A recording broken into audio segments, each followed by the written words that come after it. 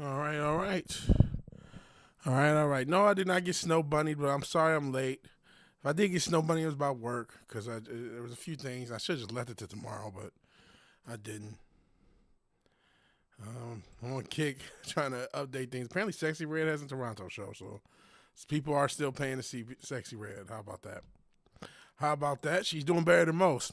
In any event, while I'm on kick, checking to see if the answer to this question is what it is, and so therefore I already know the answer, making tons of sense. I'm going to ask a question I already know the answer to. That's what I'm trying to say. It's Are We Live? I said, Are we live? Looks like we are.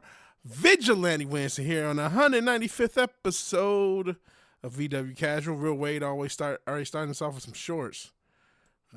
I guess it sounds as good a time as any. Let's see what we got, Wade. Your mother died a warrior's death. May we all be so fortunate. You did not just say that. I got your back. What is this? I mean, I know what it is. It's Mortal Kombat, but the clown music is just throwing me off. So yeah, but thanks, Wade. Appreciate it. Appreciate it. I hope everyone's having a good night, good evening, good morning, really, because it's actually after midnight here in Houston area, general Houston area, and I appreciate anybody who's watching this live on the playback, because people do watch the playback. Not sure how long the stream will go. Hopefully we can go a decent amount, like an hour-ish. That's the goal. We'll see. I'm not sure if Small Time sent 200 jewels. I don't know what these are. I know this is like some Twitch stuff. And I thank Small Time. I thank him. I don't know what to Sunshine for 200 jewels. I don't know what that means. Oh, it's because Wade didn't read the room. I see. Well, yeah, he didn't. But he sent Sunshine. I like it. And it's even Small Time doesn't know what he did, but he did it. I don't know if it helps the stream, but it's the thought that counts.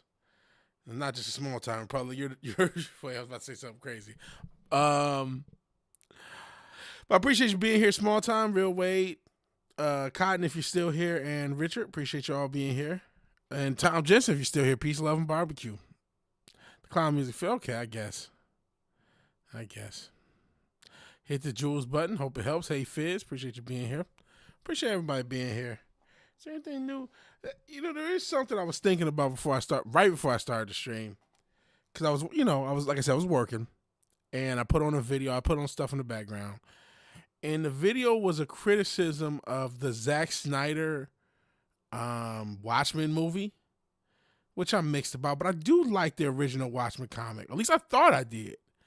Spoilers for that movie, the comic, and anything else related to the Watchmen universe. The way the movie ends and the way the comic ends, they're different. There's differences. But the main gist is the villain, Adrian Veidt, Ozzy, one of the worst movies of all time. Yeah, it's definitely don't play this, but watch it later. Okay. All right, I will not play it, but I may if I can get a chance to watch it later. But and listen, a lot of people actually have that opinion. Don't play secondly. Okay, I won't. A lot of people do have that opinion. Zack Snyder is not the greatest. He's good at doing visuals. That's about it. But I guess now my criticism is of the fucking Ozymandias. He's the villain, Adrian Veidt, and how I interpreted the original comic was that it's an allegory for government. The Watchmen are an allegory for powerful people.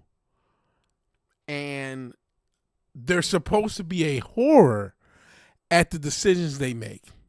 Adrian Veidt's plan, which he executes, and that's also kind of a shock how they deliver it.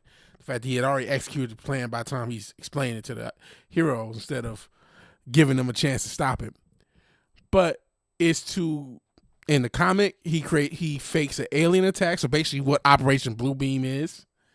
And in the movie, he uses fake version of Dr. Manhattan's power in order to attack New York and kill millions of people, with the hope being that this attack will unify the earth and create peace. It had never occurred to me in infinite space-time until I watched this video that I was supposed to think that that plan was a plausible plan that could have worked. Not the execution of millions. That part obviously did work. I mean that people would come together, especially when one of the things that it frames as the book itself is how disconnected these powerful people, who are supposed to be representative of government themselves, are from humanity. So how could people who are capable of killing millions ever come together for peace? That could never happen, right? That's what I thought. I thought you're supposed to feel like, hey, who watches The Watchmen? No one. And so if you leave government unchecked, they'll have crazy decisions, and they'll do things that they can justify for themselves, but that are obviously stupid, but detrimental to everyone. And this is why you shouldn't leave government unchecked. You need to watch The Watchmen. That's what I thought the book was telling us. The book, I'm going off the book. You're right. The movie, we can. The movie is his own can of worms. The movie is DC saw that shit, let them produce Batman. The movie, we're leaving alone.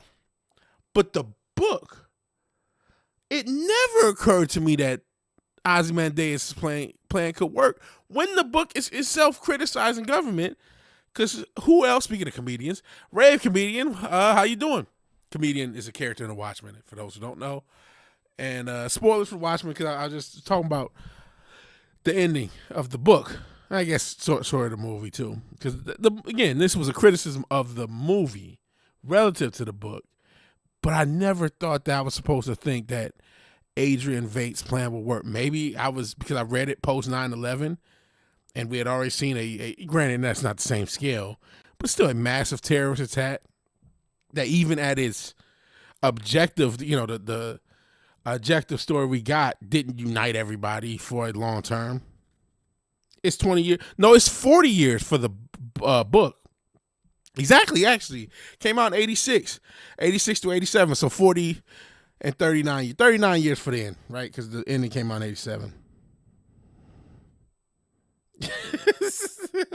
Craziest part of Watchmen was Rorschach took off his mask. It was Kevin Hart the whole time. He was a short guy. The guy who actually played him in the movie did okay. The acting in the movie's not bad. But yeah, there's lots of issues with the movie. But the book, again, I and maybe I'm still correct. But then again, at the same time, for those who know the book and know Alan Moore, he surprised Rorschach is thought of heroically when after Ozymandias says, "Hey, I triggered this alien attack," which I don't think he even had a follow-up, so I don't know how we would even stay. I thought his plan was supposed to be stupid. Like, it was supposed to be obviously brilliant but stupid, right, at the same time. But maybe it's not. But anyways, he's, everyone, all the other characters are just like, all right, cool. I guess that's just what happened. But Rorschach is like, nah, man, we got to tell somebody, we got to do something about this. And Dr. Manhattan kills him. And, the other characters just go about their life like everything's all rosy. And I thought that was supposed to horrify you. Like, these people don't care about you. Because, again, throughout the book, there are non-heroic characters that are being followed. This kid reading a comic at a newsstand. The guy at the newsstand. There's other human characters that are just being followed. And then they die when this attack happens. So I always thought I never thought you were supposed to think that his plan was plausible. And maybe it's just a set. I don't know. Maybe, I don't know. Has anyone else read The Watchmen? Is it just me? Has anyone else read it? Am I crazy? Am I off of that interpretation? I'm sorry to start the show with this, but it's mind-boggling that you would think, hey, because it's an obvious allegory for the government, right? So if you think the government is evil, and evil enough to cause millions of deaths, how could you think that they would be capable of coming together? Like, there are not wars because I genuinely dislike someone in a different country. There are wars because powerful people want them to be. So either Alan Moore doesn't understand the same geopolitics he's criticizing, or my interpretation was right and I'm misreading it because of the guy. You have read the comic. It's not worth reading, says Retro Richard. How did you feel about the comic and the ending, Fizz, since you have read it? I just want to know if I'm crazy. Honestly, if I'm supposed to believe that Vate's plan had even an iota of working, then it isn't worth reading. It is absolute drivel. That literally makes the comic stupid. Because it makes the comic a massive waste of time and horribly stupid. That's what, to me, if I'm supposed to think, well, maybe it does work. Maybe we do get world peace if you kill millions of people. Like, no, it wouldn't. It wouldn't work. You would just have killed millions of people. Again, you're criticizing the type of people who make the decisions on whether or not to go to war. At barest minimum, we'd go a year or two feeling some peace. But the idea is this is what prevent nuclear war. The ending is supposed to be ambiguous. I don't even know how it could be ambiguous. I guess maybe because they do frame it like it's working in the short term and that it has called off. Maybe I can't have this same logic because I didn't read it while it was happening in the Cold War. Because I know that the Cold War is not going to be nuclear war. I know the Cold War ended up being a work and just a reason for central banks to be put in the East. And that's another thing. I have another layer of knowledge. Is it how different it is from the movie? And pretty different. Similar but different. Pretty different because the movie has Dr. Manhattan as and it was weird. Like he uses energy to do the blast instead of using an alien. But the reason, I think you might be right. It's supposed to be ambiguous, but it's like, well, if this is supposed to be an alien attack, and that's what Vate is trying to Vate/Ozymandias, if that's what he's trying to simulate and to fool the world, he has to keep up with it. You know what I mean? Or eventually he's gonna get fouled out.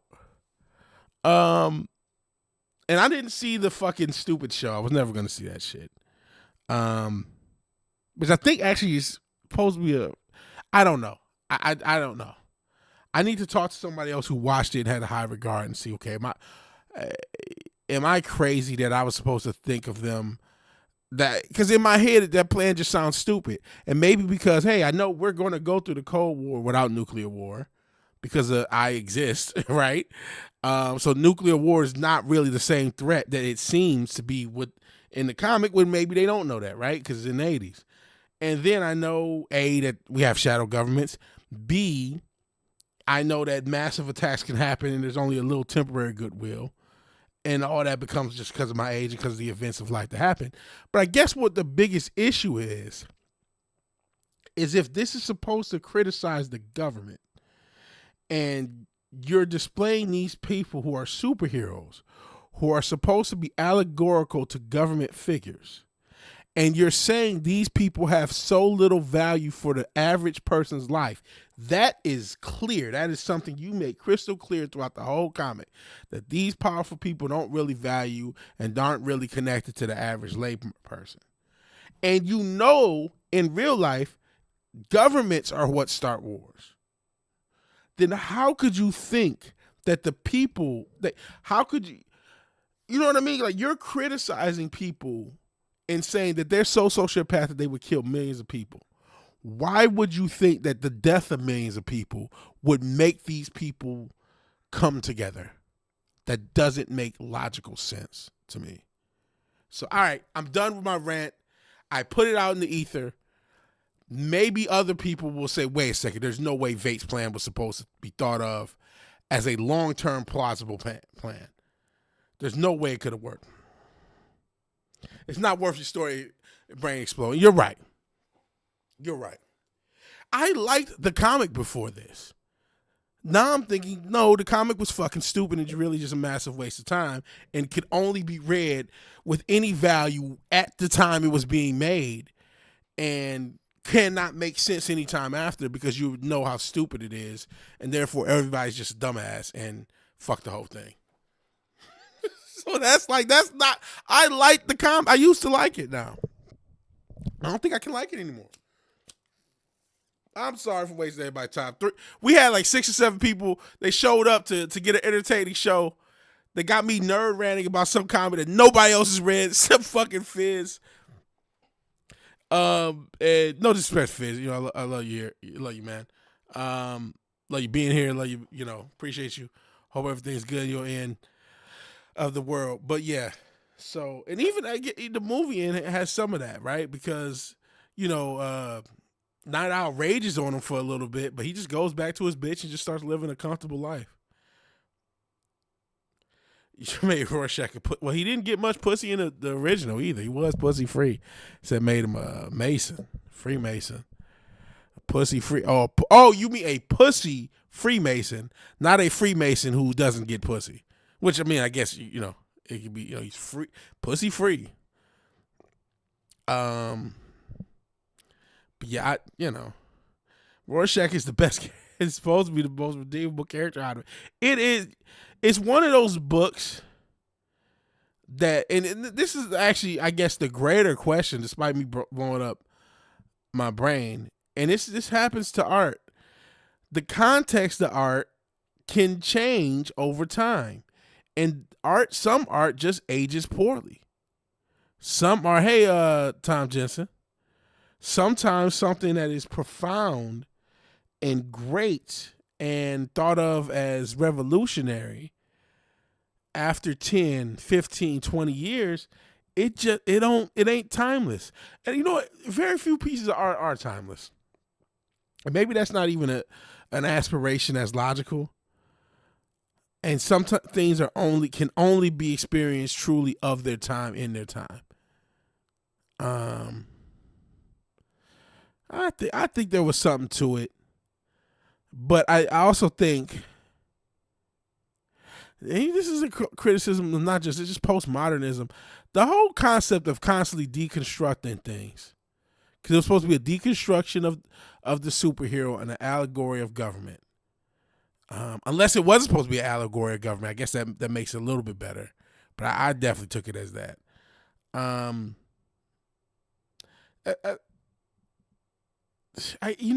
I guess that's the issue with deconstruction is you pick apart something that's already been established and that's already been beloved in a lot of cases, but you never offer answers. You never offer, okay, so all the superheroes suck. And then, we saw that concept of the Watchmen through, well, what if heroes were evil? I mean, good God. Has it been beaten to death? And I'm not just talking about The Boys and Invincible because how many other comics that didn't even get to a cartoon or TV show exist like this? What if they're evil? What if it's like, you know what I mean? It's not that it's not that impressive anymore. Postmodernism was a mistake as a concept. There's something about being earnest. Everything doesn't have to be ironic. Everything doesn't have to be in critique of. There's something about presenting something that's genuine and that's earnest and that you mean it and that you're just trying to do your best at something. And there's something about that still rings true and rings timeless. To constantly say, well, what if this was this? And well, if your aunt had a penis, she'd be your uncle. Unless she didn't identify as such, because we're not bigots over here. But seriously, I mean, if you do the what if at a fifth, we'd all be drunk. You know what I'm saying? And I'm not saying there's no room for critique in art. There's plenty of room for critique in art. That's what actually all I'm doing. I'm deconstructing postmodernism. It was a mistake. It was a mistake because it's just snooty. It's just snooty. It's pretentious, and it doesn't offer any answers to the criticisms it has. Do you have an answer? Then what are you criticizing? So you don't like the concept of the superhero? Why? You think that people, so you just, that's another thing. To even write a book like this shows you really don't have that much faith in humanity. And hey, to some extent, that's understandable. There's plenty of reasons not to have faith in humanity. But if you don't have faith in humanity, then you don't think that Vate's plan would work. And if you don't think his Vate's plan would work, then leaving it ambiguous is kind of stupid.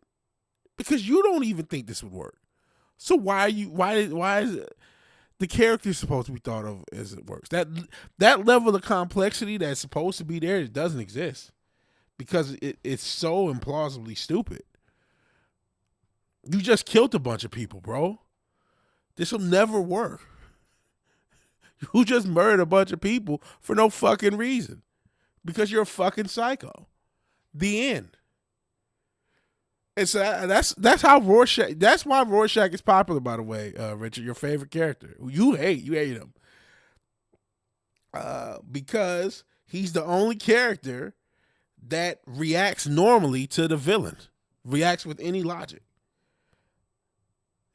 So that's what made him popular, because he's seen as ultimately the hero of the story. He lost, but he was the hero. And Vate was the villain, and really the others were accomplices. That's how it ends. And how Alan Moore didn't realize that's what he wrote, it now clicks because he's a fucking retarded. Which you read up on Alan Moore, he is actually fucking retarded. Like, lots of weird shit. I think he's into witchcraft too. So he's a fucking tard. And I know some people might like, oh man, he has a lot of brilliant comics, don't get me wrong. He's a brilliant comic writer, but he's a fucking retard. And I thought he had some weird shit. He might be have done something weird with the youth too. I know he had some shit where he was trying to live like Lou Williams with a wife and a girlfriend at the same time. Worship the snake. Yeah, I thought it was, yeah. I knew he was in some weird shit. He worshiped a snake god. Yeah, I knew he was in some weird retarded shit. I know he was trying to do the Lou Williams. He had his wife and his girlfriend leave.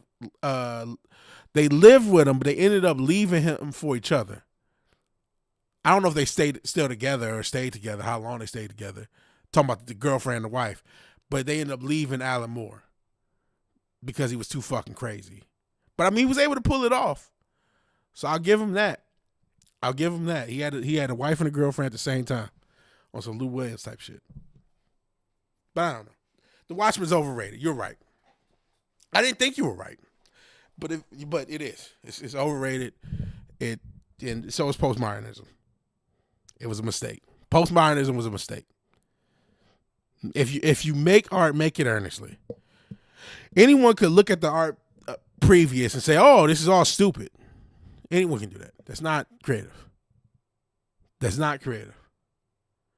Make something that means something. I thought he had some little kid diddling type shit.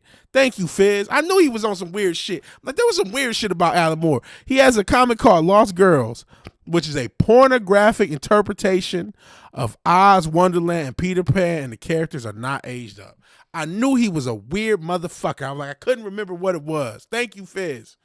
Make art and make it good, and make it for the purpose of being good. Don't sit there and look at something else or some trope that was established and try to turn it on its head.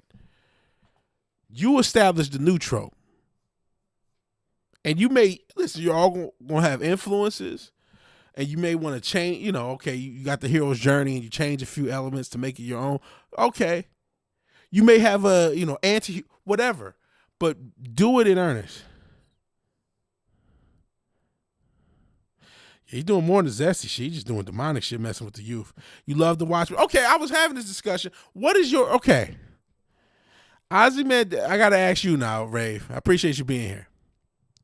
Apparently he likes the, he had a sexualized version of youthful characters, which that's some sick shit. But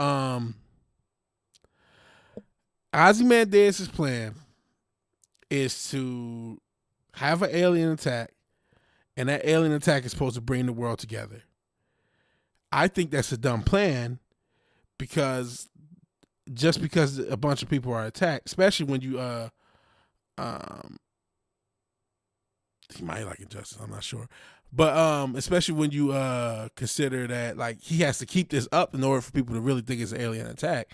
But even without that, like that, I don't think that that's enough to break down all the boundaries of the world when the boundaries of the world are because of people like Ozymandias. I thought it was an allegory for the government, and these are the type of people who have power, who have wars that they know innocent people will die, but they don't care because they'll benefit, right? So why would these people who are the cause of the division, right? The cause of the division that is in the world, it's not like people are going to war on their own accord. So why would war end? In this case, nuclear war end. I guess you would call off nuclear war because of that.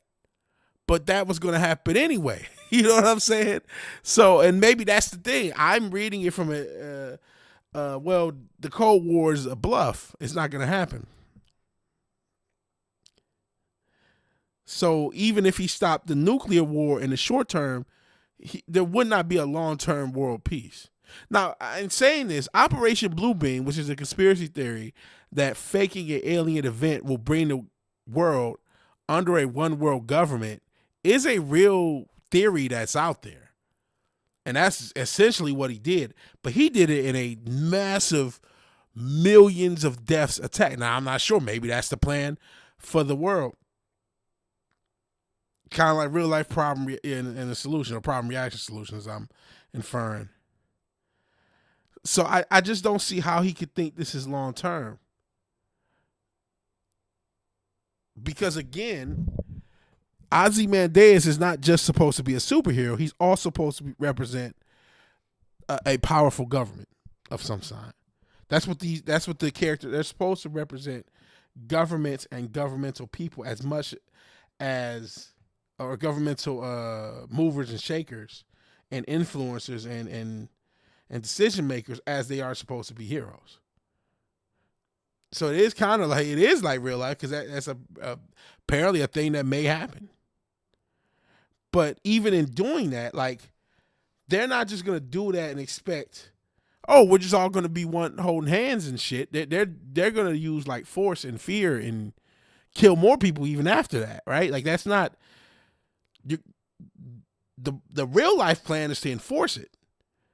He just thinks it's just going to naturally happen, but he's also criticizing the type of people that even cause it at the same time, which doesn't make sense.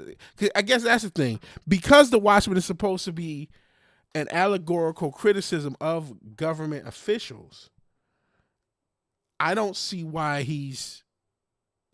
how could he criticize these people, think that they're capable of killing millions of people, but also think that the killing of millions of people would cause them to want peace. It may temporarily call off Cold War, and I get that the Cold War in this world is supposed to be a lot more hot, pause, of a Cold War. We spent the half of the, I'm sorry, I'll stop talking about it. And I don't think it's one of the worst stories overwritten, but I am totally questioning it. It totally is lost a lot of its luster. But you know, listen, I guess I'm trying to get back in this art thing, being creative. Yeah, he is basically a tool of the U.S. government. And he basically is a tool. But he has weird morality too. Because he's not completely apathetic because he kills Rorschach. He could say, you know what? I don't have any influence on this. I'm going to let whatever happen, but he doesn't. So he's not totally just, I mean, he is just a tool, but, well, that's definitely true. I don't think he's the worst story ever written. But I get it. And I think your context is interesting. You being one of the younger people, maybe the youngest person in the chat. When you're already in a world where the evil hero thing is done to death. He is the blue tool of the government, yeah. I get, yeah, that's that the lesson that was learned from the Watch. That's another thing. Regardless of what you think the lesson should have been from the Watchmen, the lesson that was learned from the Watchmen was evil heroes, lots of sex, lots of violence. Like that's what happened. That was the actual influence. You know what I mean? I think so. Yeah, I'm sorry to talk about a story that you're not a big fan of, Richard. But I'm trying to extract other things because I'm, in many ways, my life, I want it to be the great pursuit of making the best art I could possibly make as far as music goes. The lesson we learned was to read something else. I mean, the long-term lesson. So I'm that's crazy. I'm extracting different things. One is how you intend art to be and how it's going to be perceived are two totally different things, and you have no control over how it's going to be perceived. Two,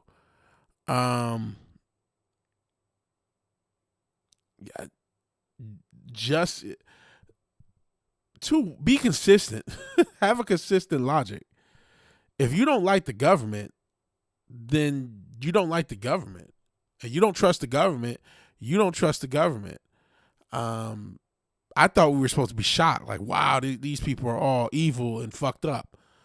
We shouldn't trust anybody. We need to.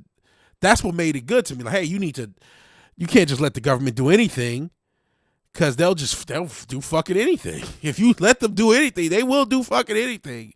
And they'll do fuck. But that apparently wasn't the lesson. I got the wrong lesson. I got the absolute wrong lesson, but it's the most logical lesson. So again, this is about, okay, I got to change the subject, right? We went a half an hour on this. I was not expecting to go a half hour on this. But I get it. I get it. I don't know. It does hurt my interpretation that I'm supposed to think that such a goofy, not goofy, it's tragic, but like this plan is going to work. Especially, Vade doesn't even have a follow-up. Hey, I'm going to fake an alien invasion one time? Like, what? So it's just like, they already do anything. Yeah, see, now in this world, they already do anything. They just do whatever. And a lot of that is from the Watchmen. I get your hate for it, Richard, because it's like, hey, I mean, now the way comic characters don't have any. Not only is it you always seeing them evil, they're all complex. They're not just good just to be good anymore. There's no like, hey, I'm just a good guy and I want to do good things. That's why, as much as I hate James Gunn, and as much as, and only God knows, I keep hearing rumors that he's gonna stay and rumors that he's gonna get fired. Who knows? Because that's the thing that's being brought up again because of Paramount and WB. At least there's an attempt to push Superman as an earnest character.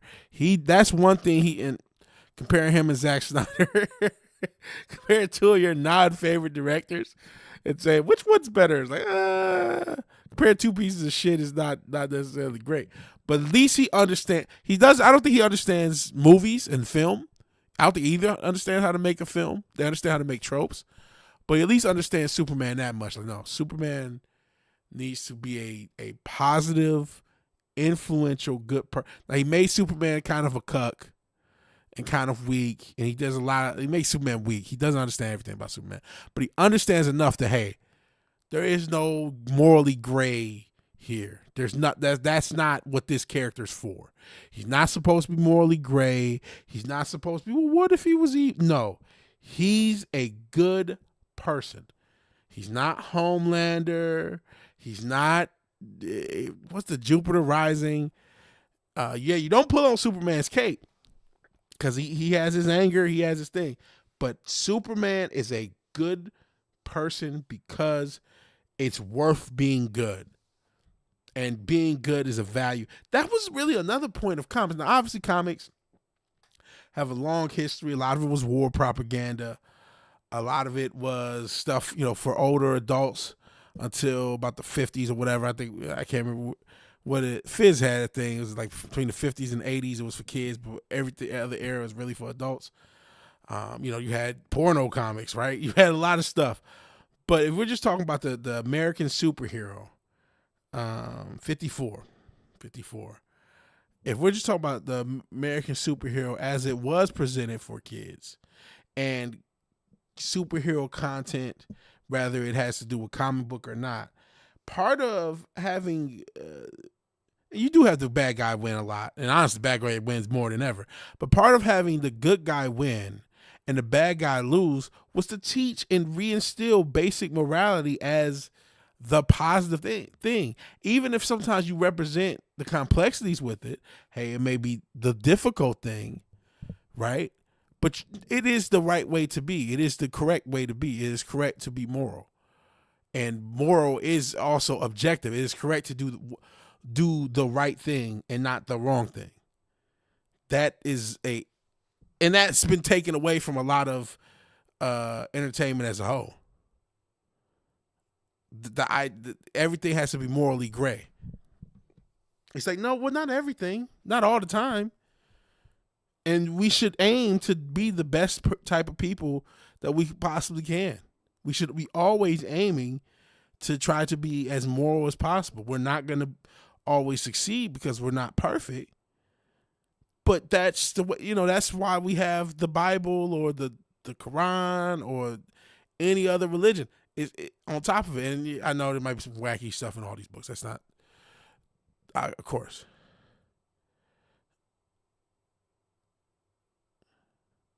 Yeah, good point. Ray could be Batman stated that Superman's a much better person than he is because Batman will cross the line if it really comes to it. Superman won't. He's supposed to be the guy that, he's the Boy Scout, the big blue Boy Scout. He's supposed to be the Boy Scout. He's supposed to be an example. The idea, in some ways, Homelander and the Homelander-esque characters have re-established and redefined what makes Superman so important by being the characters they are. That the cynical view is if you had superpowers, you would be more like Homelander. You would be more like Omni-Man or whatever other character. Even though Omni-Man switches, but that's not the point. You would try to take over the world if you had that type of power. It's like, well, maybe you wouldn't. Maybe you would be like Clark Kent. Maybe you would try to help people because it's right. Maybe you would be selfless. You know what I'm saying? There's something about that. There's something about trying to do the right thing because it's right and that's the only reason you need. And honestly, man, that is lacking from the art. It's gotten too cynical. That's another issue of postmodernism. We take for granted good guys being the good guy. Like, no, they're supposed to be the good guy. Even a character like Batman. He's the good guy. I mean, you could argue Batman is obviously a vigilante, pun not intended. He's a anti-hero at times. I guess that's why they have beaten it in the head that one rule to lower the anti-hero element of him. Because Batman 89, shout out to Michael Keaton, he was murking motherfuckers.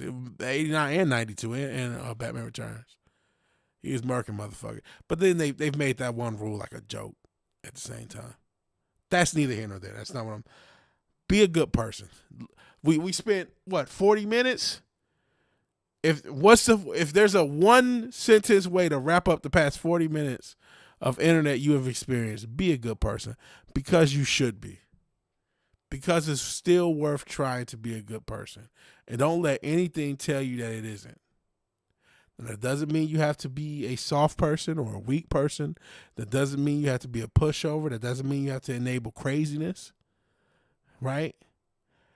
And don't read The Watchmen. It's overrated.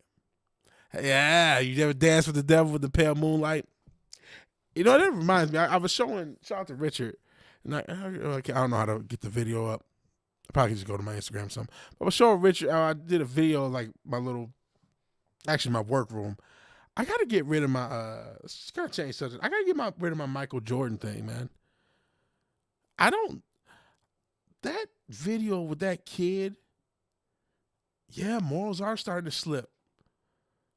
A lot of people's morals are starting to slip. Speaking of which, Michael Jordan and that kid, he's getting ice out. I don't buy that, man. And then you look back at the old Gatorade commercial. I'm feeling like I feel some type of way about Michael Jordan. I'm not talking about some Jordan Bron shit. I'm like, man, I I don't think. Listen, there's a lot of Batfleck was killing people, even though he didn't kill. You're not kidding. Starting halfway down the mountain, you're not kidding. Tom Jensen, that oh man, again. So if Batman kills in this universe, why is Joker alive? That part makes Batfleck so stupid. It makes it's stupider than what I just said to Watchmen. Now morals are starting to slip. Morals have slipped. I don't know how moral the world is anymore. I'm hoping in some ways we get a little bit better. I'm hoping we don't stay so disconnected. Zack Snyder wasn't thinking it through. Maybe Joker Robin was the only, and that they kind of teased that could have been a potential thing. That they teased that maybe Joker was Robin because he had the Robin was, what was it, Jokes on You, Batman, or something like that, and it was like, well, maybe that's what they were saying, that Joker was Robin. Plus, there was an age gap. Joker, I mean, Jared Leto is older, but he was presented to be much younger than Ben Affleck. He was presented at least to be 10 to 15 years younger. So, but they never got that because honestly, I don't think Zack Snyder thought through. I think he's just doing shit. Aren't brown recluses like fucking dangerous as shit? Brandon Hallam. Listen, I've said that even though I'm not a fan of these universes, I want conclusive answers to all my questions. And I did want an answer. I'm a diehard enough DC fan. Even though Snyder's verse is not that great, I would have taken a Batman film to answer these questions. Hey, what happened to Robin? Which Robin is it? Is Joker Robin? Answer these questions. Yes, no. If not, then is this the same Joker? Why does he look so? Why is he younger? But I'm thinking too much. I am thinking more than the execs. They were not thinking this much. This is semi-true. Okay, Snyder had to explain anything because he did have to shove a bunch of stuff into like a small amount of films. But they ended up with 11 different films, or 10 or 11 films, right? You had, now granted, I think Snyder only did Superman, the first Superman, Man of Steel, Batman versus Superman, and then his version of Justice League. So he actually only did 3 films of the Snyderverse, if I getting the name from it, right? If you look at the rest of it, you have 2 Wonder Woman movies, technically 2 Suicide Squad movies, even though one is James Gunn, and kind of in the James Gunn universe, that's also stupid because Peacemaker's in both universes, and that's also stupid and not really explained or done well. I gotta stop because I'm talking about DC and I'm putting more brain power into the logic of DC than they did. The point I was trying to make is there's like 10 films, right? 2 Wonder Woman, 2 Aquaman, 2 Shazam plus Black Adam. Apparently it was Dick. He had died 10 years before BVS, and that's why Batman became dark. Okay. Still doesn't. I do like that outfit, and I do like that one scene everybody likes. And I think that's one of the better outfits. Yeah, brown recluse spiders are very dangerous. I thought they were, and Brand Hungry, yeah, they're dangerous. They are very dangerous. I thought they like poison. They do like the poison is like terrible for you. Good luck. Good luck. Do you have like pest control? Release the David Ayer cut. You know, there was supposed to be I kind of wanted the Ayer cut to get released. Part of it is because, honestly, the best part of the Snyderverse is the Zack Snyder cut of Justice League. Oh, yeah, and The Flash was part of it, too. So if you don't watch none of these films, which you won't miss anything, you just watch the Zack Snyder Justice League, it's honestly not terrible. Especially, it's not terrible. It's still going to be some stupid shit. But it's not terrible. But it may be easy. It's probably easier on the brain to just skip it all. Skip it all. Get some. I don't know how to deal with brown recluses. I don't want you to die though. We need you, Brian and Harlem. We need you. The Houston Texans fan community needs you. So you gotta do something. I like. Does anybody know how do we get rid of brown recluse? You're right. I gotta stop. But now we gotta figure out how does let's figure this out. We can't just let Brandon Harlem get murked by this brown recluse spider. Let's stop this. How to get rid of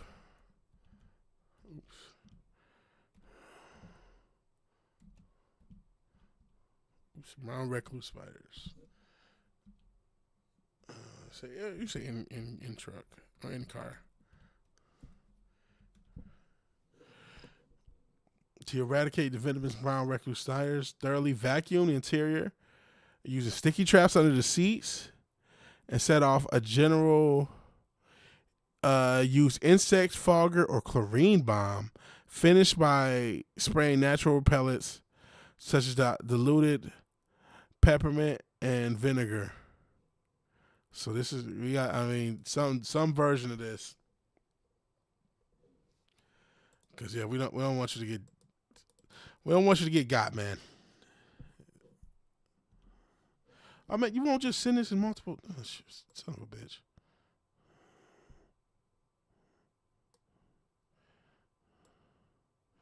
So here we go, Brandon Harlem.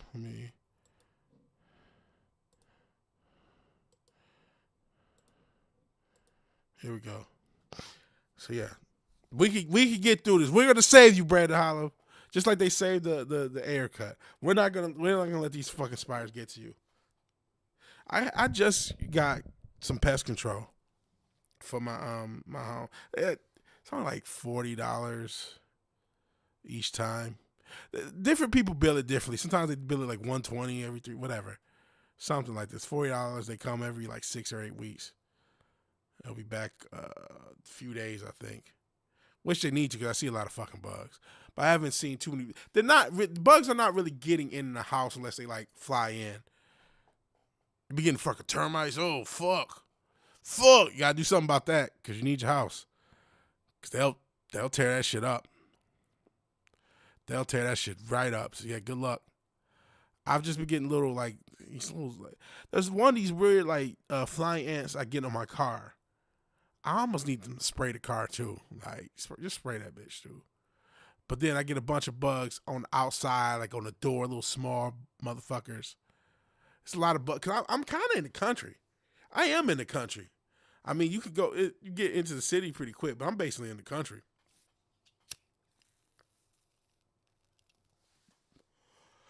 Like I said, there's a butcher here, and not like the butcher of the blade or the butcher from the boys, but they're like an actual like a butcher. There's farms here and shit. Sorry, I'm a weed head.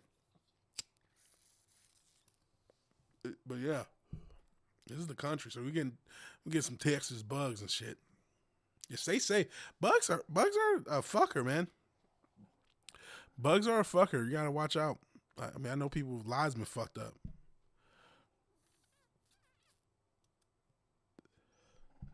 I've seen your work in Beyond Wrestling. Nah, just you, Cody. Was that a quote? Did he say that to that small rock looking motherfucker? I forgot his name. Ricky something Starks, Styles, Spades. What is Ricky's new last name? Ricky. Can't you see? Sometimes your words just hypnotize me. Cause that's where Biggie got it from. I tried so hard. You tried what? You tried to do something to get rid of him?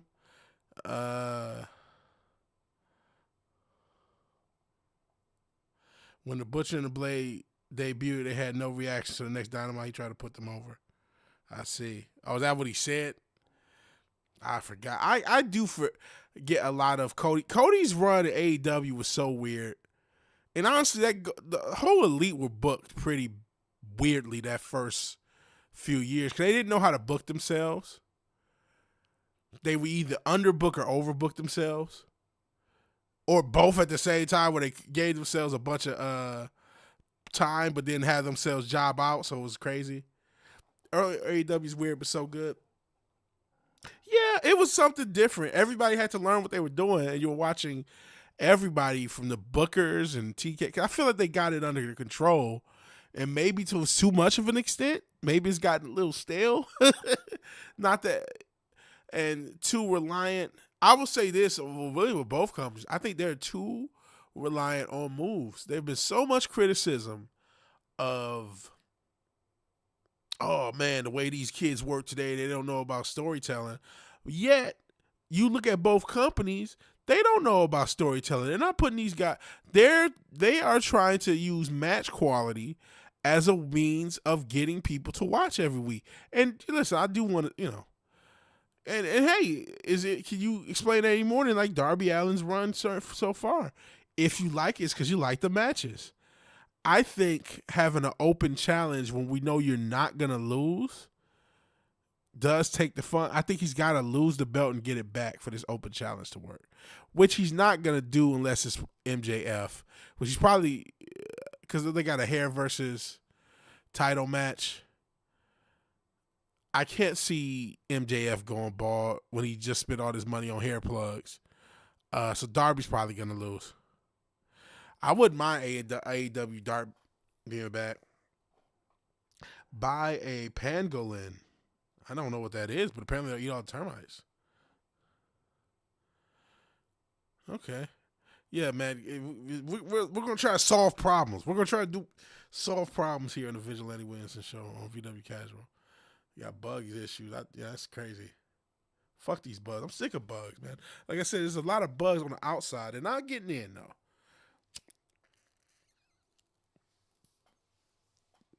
It does feel like a whole nother world. I think they've gotten way more professional. It's not even close. But I get some of that charm gets gone. Oh, man. Oh, you see, that was... Well, you know what's crazy? Ric Flair didn't retire. Ric Flair retired later than Shawn. Though I think most people consider that his retirement, even though he did the TNA stuff. He had his indie last match and he did stuff. I think most people say that was the end of Ric Flair as a viable character. That was the end of Ric Flair. Because remember, even in that era, he was winning IC championships. He was challenging for. He had that match with Ed, that ladder match with Edge. I know that's, at least that year, what was that, 08, 09, and years previous. So he was still out there. So you said last wrestling match was Ric Flair and HBK. He said he started crying when watching him cry. I'm sorry, I love you. What was it? Deontay Wilder just did that in a boxing match. He said, man, I'm sorry, I love you while he was fighting. I haven't read Preacher, but I don't think I should. I don't think I'll be a fan of Garth Ennis. He wrote the comic Preacher because he hates Christians. Oh, Christians are so bad. I'm sick of the anti-Christian stuff. And listen, I'm not telling people who to criticize or not. Lord knows I got plenty of criticism of the church. Plenty of criticism of the church. Plenty of criticism of how hypocritical and evil the church is. So I get it to some extent. But I guess that, that's gotten a little tired to me. Oh, Christians are so bad. Like, hey, man, do me a favor. Read all these books and you make up your own conclusion. Do what you want. Stop. Just kind of took it over God was an ass. So you can argue some of the, Spawn does that. Not as, Garth Ennis has a style, right? He's probably a little more in your face, a little more snarky. A little more, comedic or attempt to be comedic. Where Spawn is a little subtle. But Spawn is not always showing the quote-unquote light side and the best light. Pun nothing to that. Hey, Scrambles. Hope everything's going good.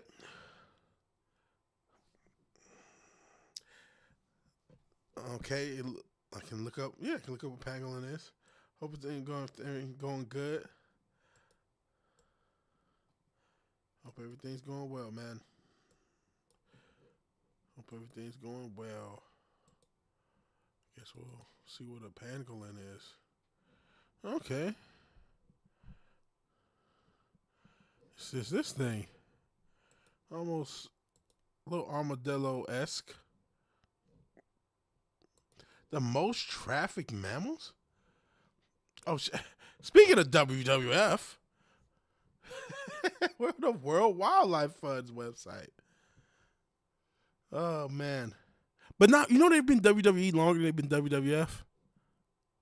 They've been WWE longer than WWF. Which, I don't know. Obviously, it was WWF. I think were they longer? No. Because they only started, well, no. Actually, I don't know. They were part of the NWA before 63. But just because you were part of the NWA did not mean you didn't. A lot of times you had a separate name, like Jim Crockett Promotions. It was still part of the NWA, but it was an independent thing. So I don't know when they started the WWF name. I don't know if it's the 60s or if it predates that. I'm sure Richard, who's a historian on it, will tell me. But these are pangolins. They are scaly from tip to tail and curling balls, so very armadillo-esque. Primarily nocturnal animals like I am, and they're recognized with the armor of scales. Startled pangolin will cover his head with his front legs, exposing the scales to any potential predator if touched or grabbed. It will roll up into a ball, and while the sharp scales of the tail can be used to lash out. Called scaly anteaters because their preferred diet. Pangolins are the most trafficked mammal in the world. Did not know that. Primary demand in Asia and growing in amounts of Africa for their meat and scales. So they're getting ate. There is also demand for pangolin products in the United States for their leather, boots, and bats. So they're getting ate and worn. Damn it. It's going to be hard to get one to eat the spiders.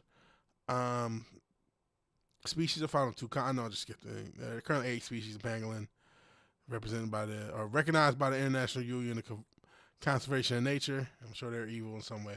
Hope I'm wrong. Ranging from vulnerable to critically endangered. Oh no. However, a recently research indicates there may be more pangolin species. So there's that. And you guys can do that. So shout out to pangolins. Ain't doing nothing, getting ate and worn and all sorts of shit. It's hard out here for a pimp. God damn. God damn, it's hard out here.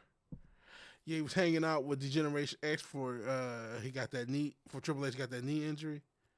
Yeah. That was a gnarly knee injury. That's crazy. He went back. Last week spent the day watching Old Man Rick. I've done that before. I went, and especially when they had the WWE Network, you could watch all the Jim Crockett pay-per-views. So I remember I was watching him and Ricky Steamboat, and then it ends, and then you have Terry Funk come in, and for that feud, Ric Flair was the babyface.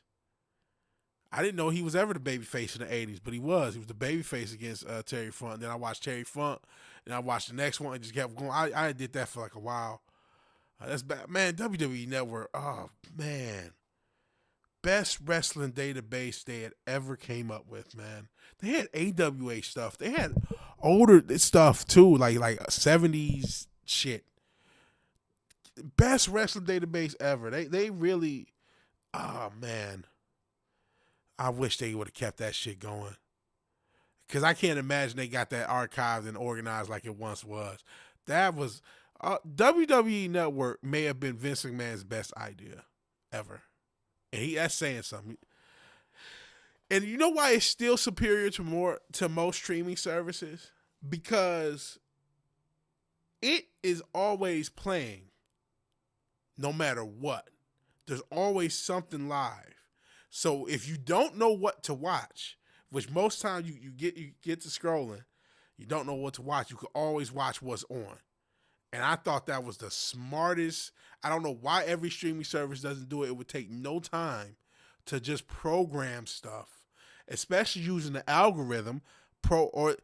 have an autoplay that starts, and it just starts off of the shows you like or types of shows you like. And yes, you could turn it off if you want, but just like, I don't know. Maybe they do it. I'm just not using them.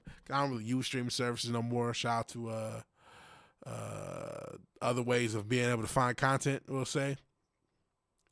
But yeah, hanging in, man. Work to 3 a.m. I just got off work. That's why, I just got off stuff doing unpaid labor because I'm on salary. Isn't that great? Once again, the eyeball out. Enjoy Preacher. I didn't read it, so I can't say anything. I'm just, I'm angry because I got my own biases. I didn't read it. I know they made. Didn't they make a series? I don't think it lasted that long. I think it only lasted a couple seasons. Holy smokes! I'm very sorry to hear that, Scrambles. He says fiance has cancer. I'm scared for her. I'm sorry to hear that. I hope. Oh man, prayers for her family. I remember. I think I just saw you post a picture for like Mother's Day of you and her. I don't remember if it was on YouTube or Instagram or both, but I remember seeing that. I couldn't tell. Oh man, prayers for you and your family, bro. I wish you and her both the best. Jeez, that's tough. WWF has to change their name.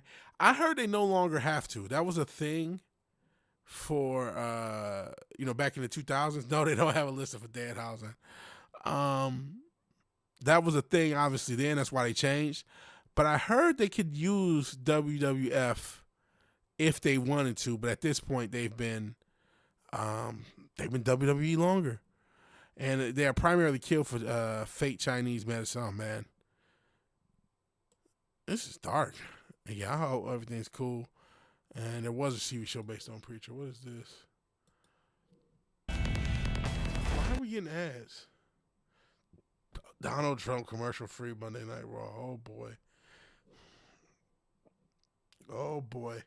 And I'm gonna I probably shouldn't say this for anyone who's in Houston. But next week I'm going to Comic Palooza. I'm doing a Mick Foley cosplay. If you go to Comic Palooza, I mean, you will see me because I mean, how many black guys are going to do a Mick Foley cosplay at Comic Palooza? Especially as big as I am, so. But yeah, WWF is better.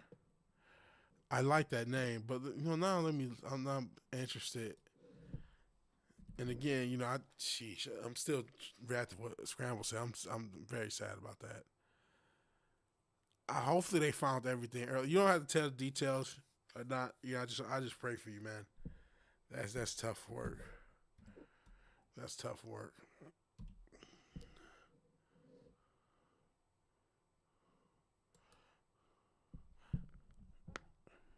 So what were they called before? Okay, the WWF was only 63 to 79. WWF was 79 to 02. And then WWE is 02 to present. So we've gone longer as WWE than any of the other names at this point. But what were they called before they broke away from the NWA? Oh, the CWC. They were called Capital Wrestling Corporation.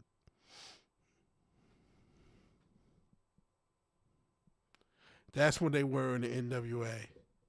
And they were only that for about 10 years. So it was from 53 to 63. So they weren't even in the NWA that long.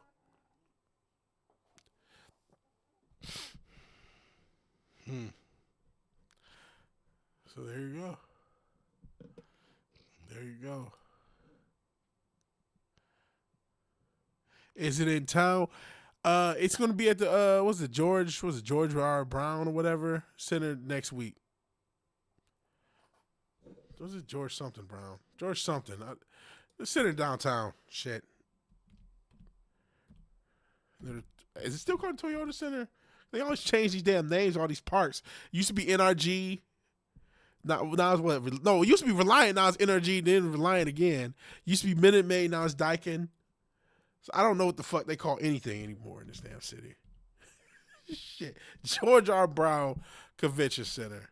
I've been there a couple times. I've been to one of these Comic Paloozas. I didn't even realize it until Brojolani said something. I'm like, oh man. So I was able to get off, and pause. But I was able to get the time off from work. Get off. Jesus Christ. Jesus, this is a mess of a stream. Thank you all for joining me throughout this mess.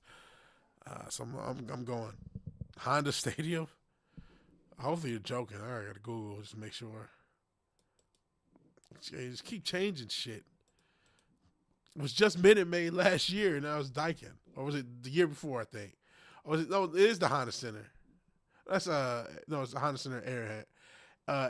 Anaheim. I'm trying to say. Jesus Christ.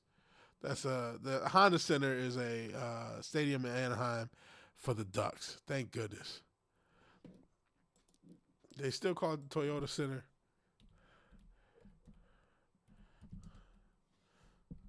Yes, it is. The Toyota Center. Okay.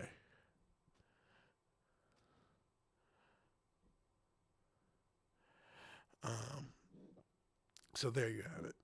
Shout out to Dodgelani. I hope he's okay. He can't eat any more dog bones anymore. So I hope he's okay with that. Hopefully you didn't get into him. Hopefully I'm about to find out. Let me check now. Hold on. Let me see. Hopefully you don't hear me whooping on my dog. Let me make sure I got that door shut or he's not.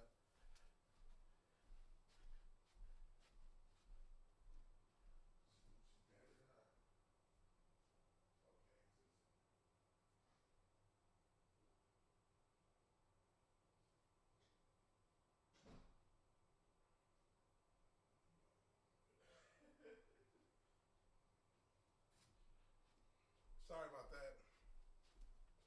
Real professional. Real professional streaming.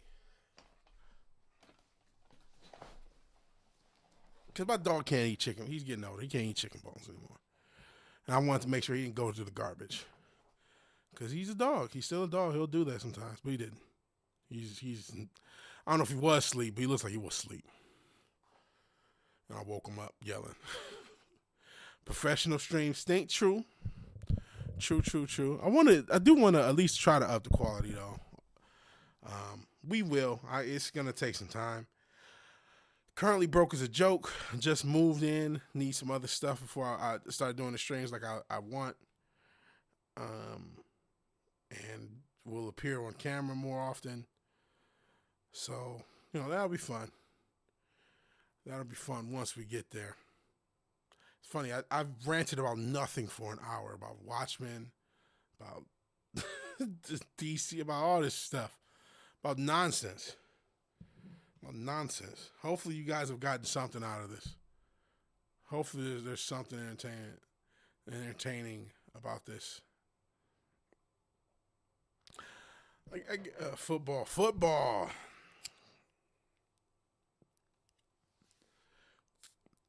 I don't know. Everybody, the schedules are out.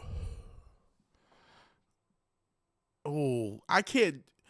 You think they're bad to watch? They are hell to be on. Trying to get some of those streams. There's 9 panelists.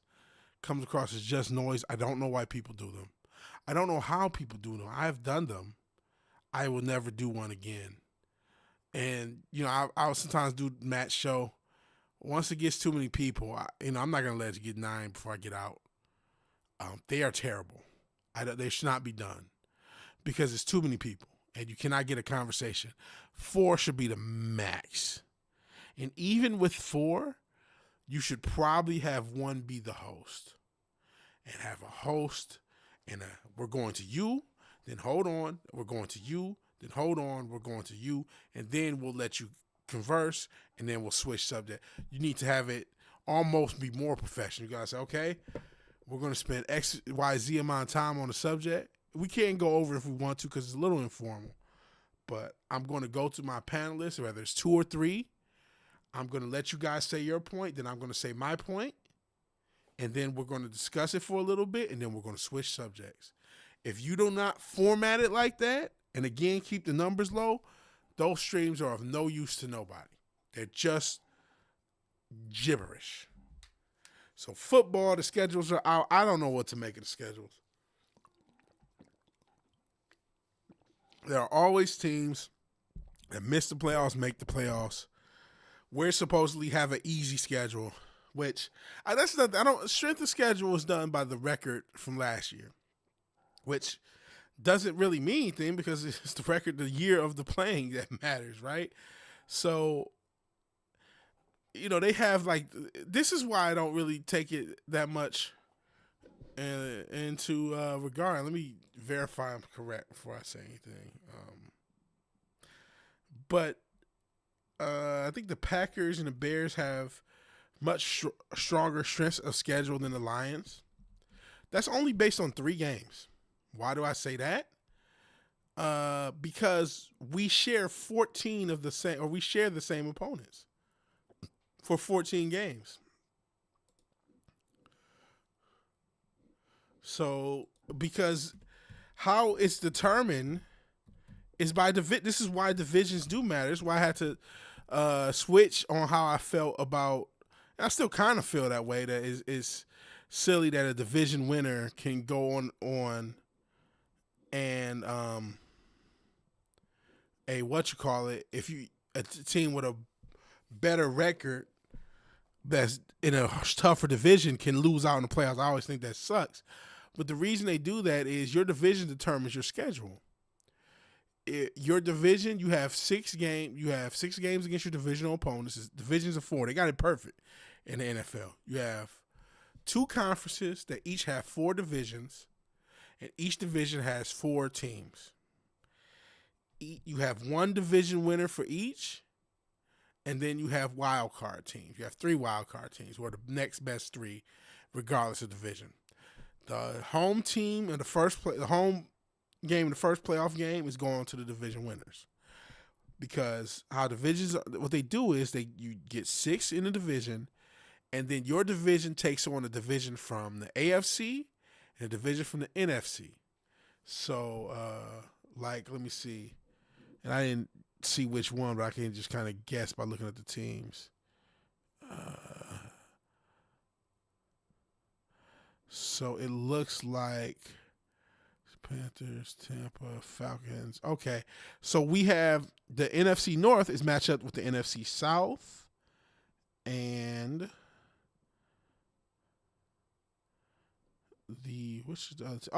and the AFC East. Right?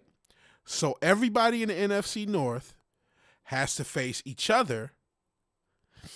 You know what I mean? They all got to face each other, which means you have 6. Your 17 games are going to be in division. And then everyone in the NFC North has to face the Atlanta Falcons, Tampa Bay Bucks, Carolina Panthers, New Orleans Saints from the NFC South. And they have to face the New York Jets, the Buffalo Bills, the Miami Dolphins, and the New England Vrabels. Vrabel Rusidi or whatever. The New England Patriots. In the AFC East, they all the teams are going to face those same 8 teams. So if we all got to face the same 8 teams in each other, the whole strength of schedule difference is the 3 teams that are different. And so it's like those 3 teams, yes, because it's less games that makes an impact, but we're pretty much all got the same schedule. We all got to face the Bears. If I compare the Lions to the Packers, we all got to face the Bears twice, the Vikings twice, each other twice, and then those teams I listed. And then, yeah, you have some differences. Like the Packers have the Texans, the Bears, and the Cowboys, and the Bears may have a couple. You know what I mean? You have some differences, but it's like, I think it gets overrated. The strength of schedule, especially amongst other teams and a bunch of division stuff. It's like, okay, we all got the same 14 games, basically, or 12 games plus the 2 against each other in division, or however you want to look at it. So it's like, what are we really talking about? Fuck the Cowboys. Yeah, it's 14. Only 12 are the same. 12 are the same, but 2, those, I say 14, but I guess 12. But those other 2 are still in division games, right?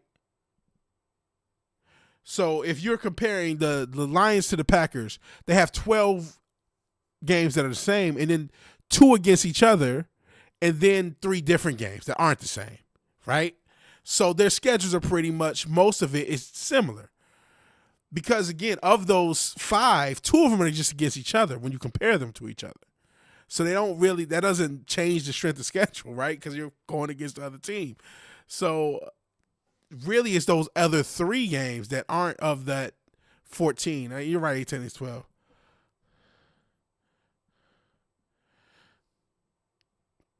So that's why I don't put too much weight, especially when there's like a massive gap between strength of schedule, right? Like the Lions schedule.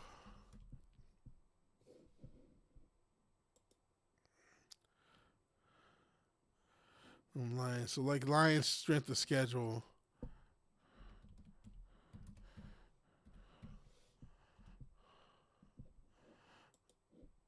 If you look at the strength of schedule, we supposedly have the easiest schedule. And it's like, let me see, where are the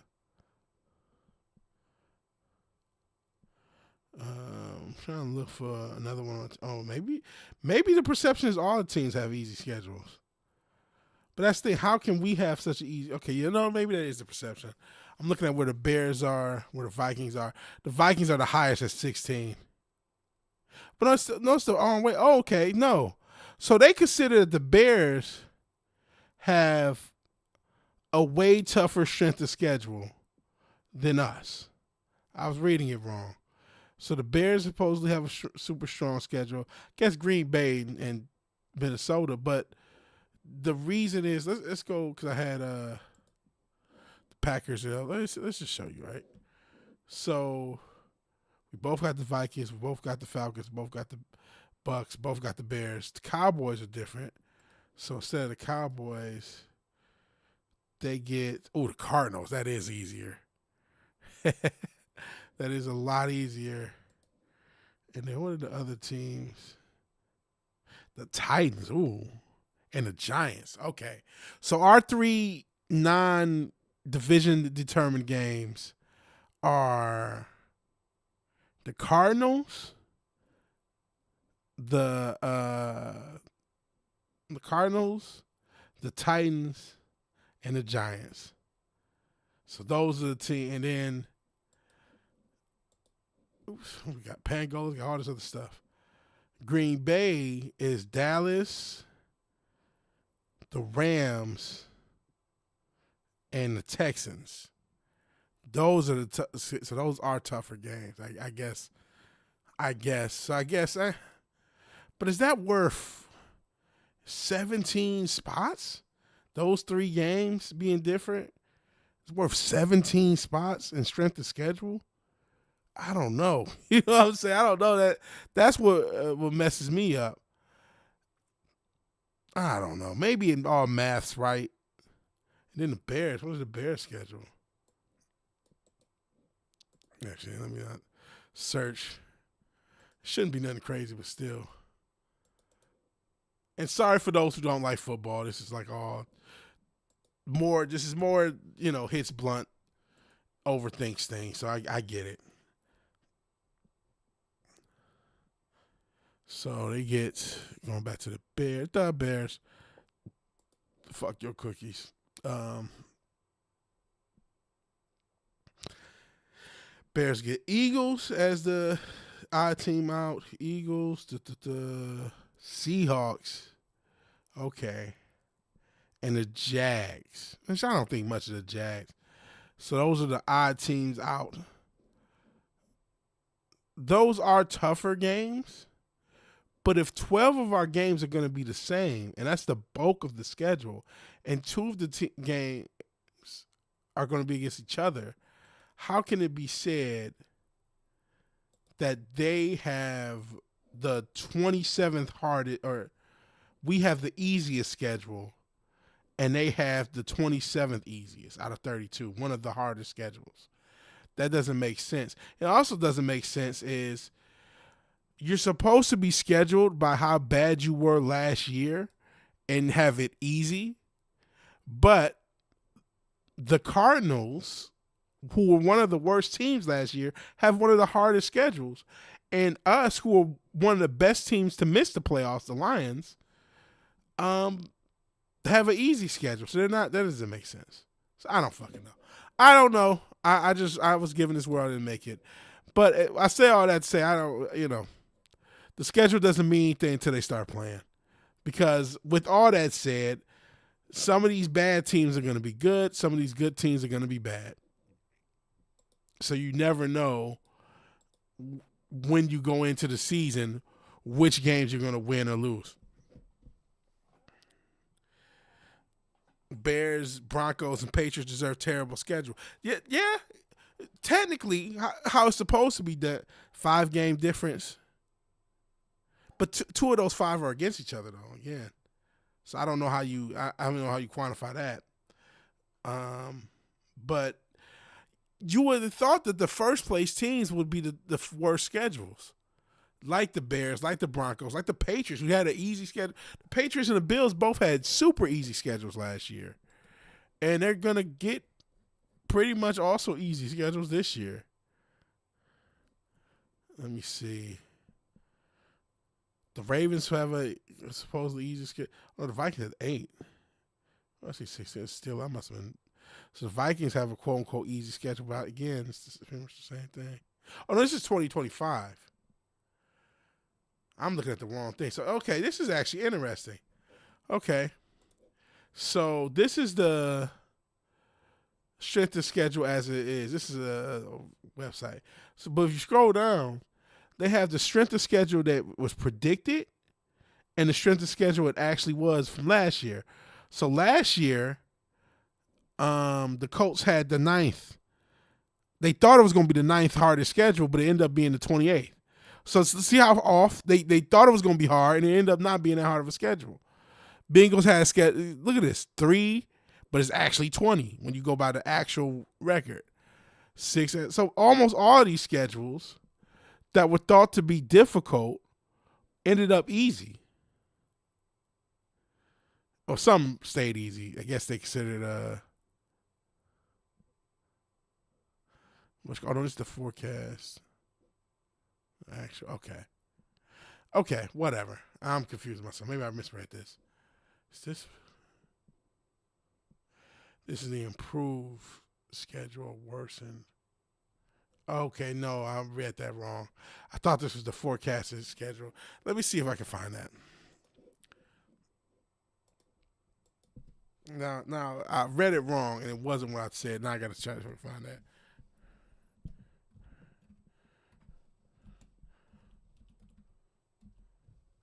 Okay.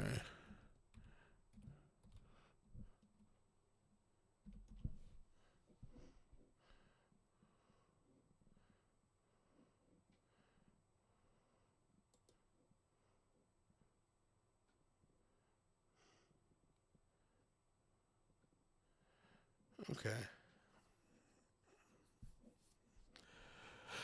Huh.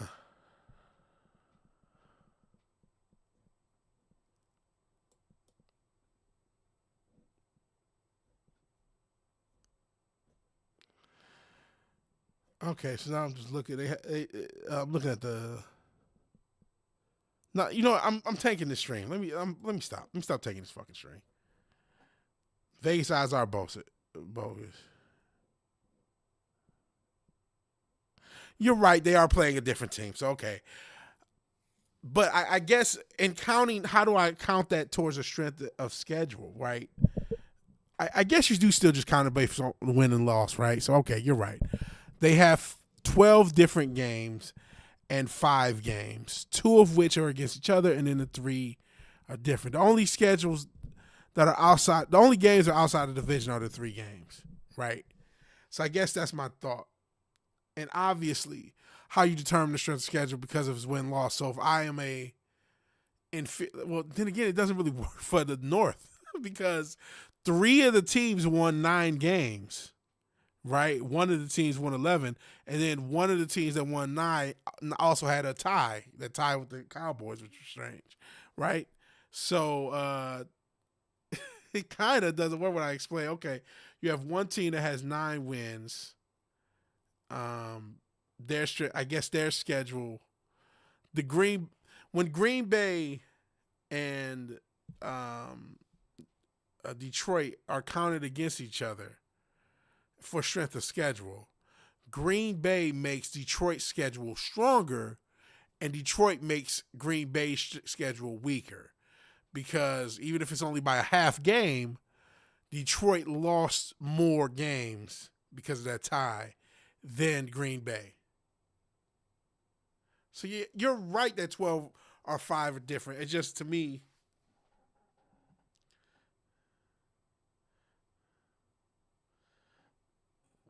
but again, you 2 of those 5 are each other. And so they're still bound by the division. So I'm not disputing that, right? I'm just saying that, like, okay, 2 of those 5 are each other. But like I said, the weaker team makes the stronger team schedule weaker, and the stronger team makes the weaker team schedule stronger, so to speak, right? Like when the do this in a better way. When the Cardinals faced the Seahawks,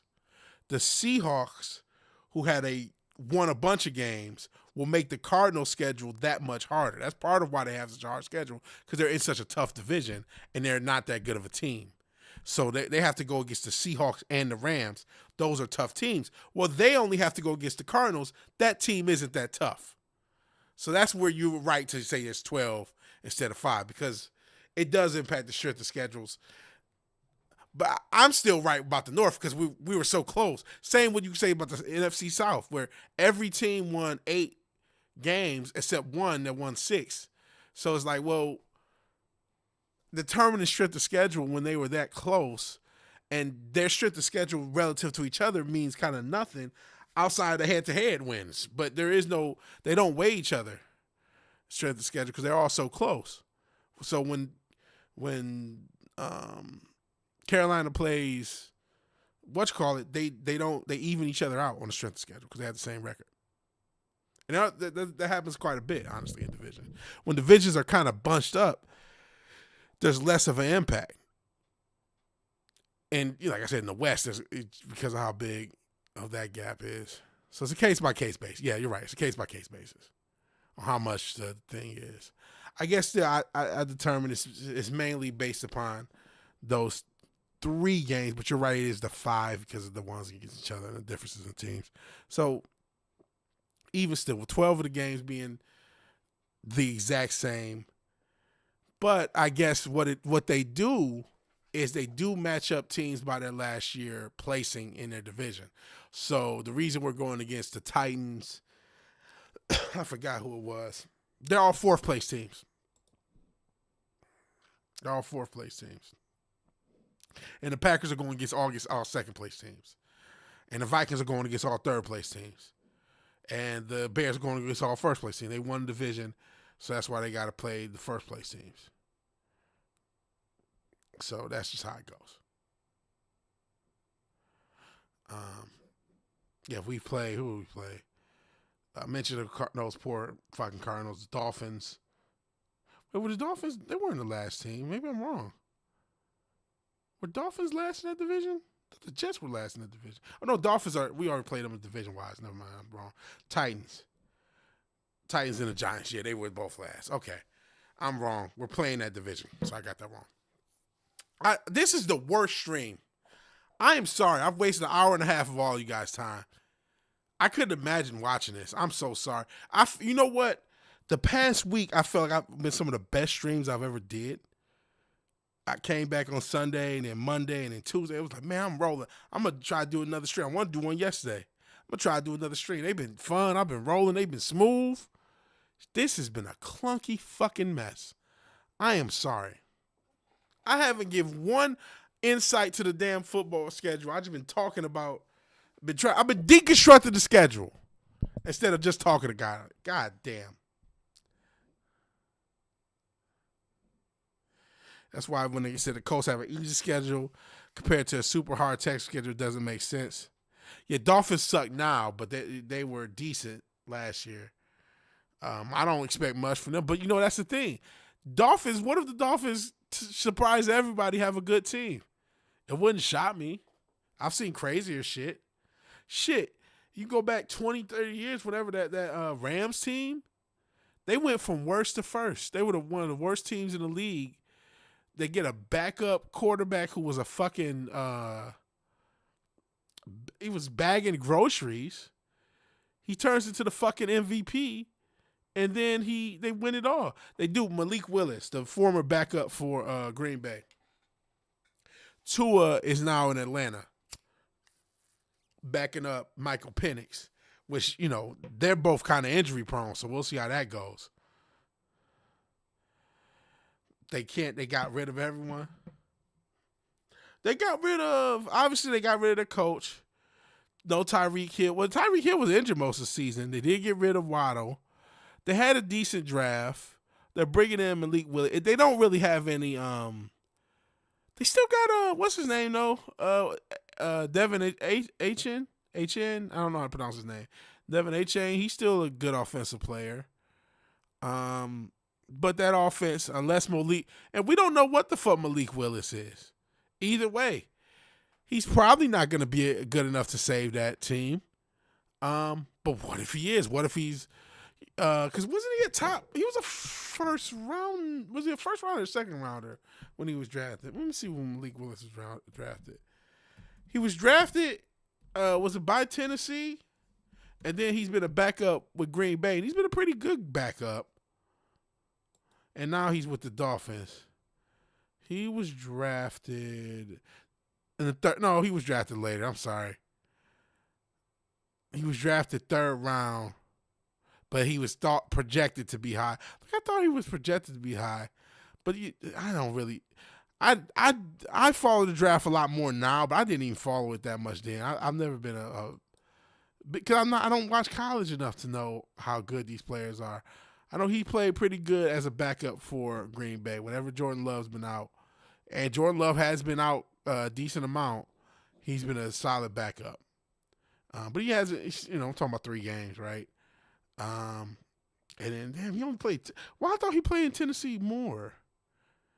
He only started 3 games in Tennessee. Well, he played 8, so maybe he did play in more. He started 3 games. Just looking at his stuff, right? Started 3 games in Tennessee, played a couple years. He's still a young quarterback. He did have a lot of promise coming out of college. Maybe he has more talent than we think. We will find out, right? Damn, I didn't know he played in the janky transfer era. We'll find out. Tua should do something that's not football. Yeah, they still got Storm Duck. I think Storm Duck is only known because of his fucking name. Darkwing Duck? No. Because his name is Storm Duck. So people know him because he's Storm Duck. Tua got to do something else, but he wants to keep playing.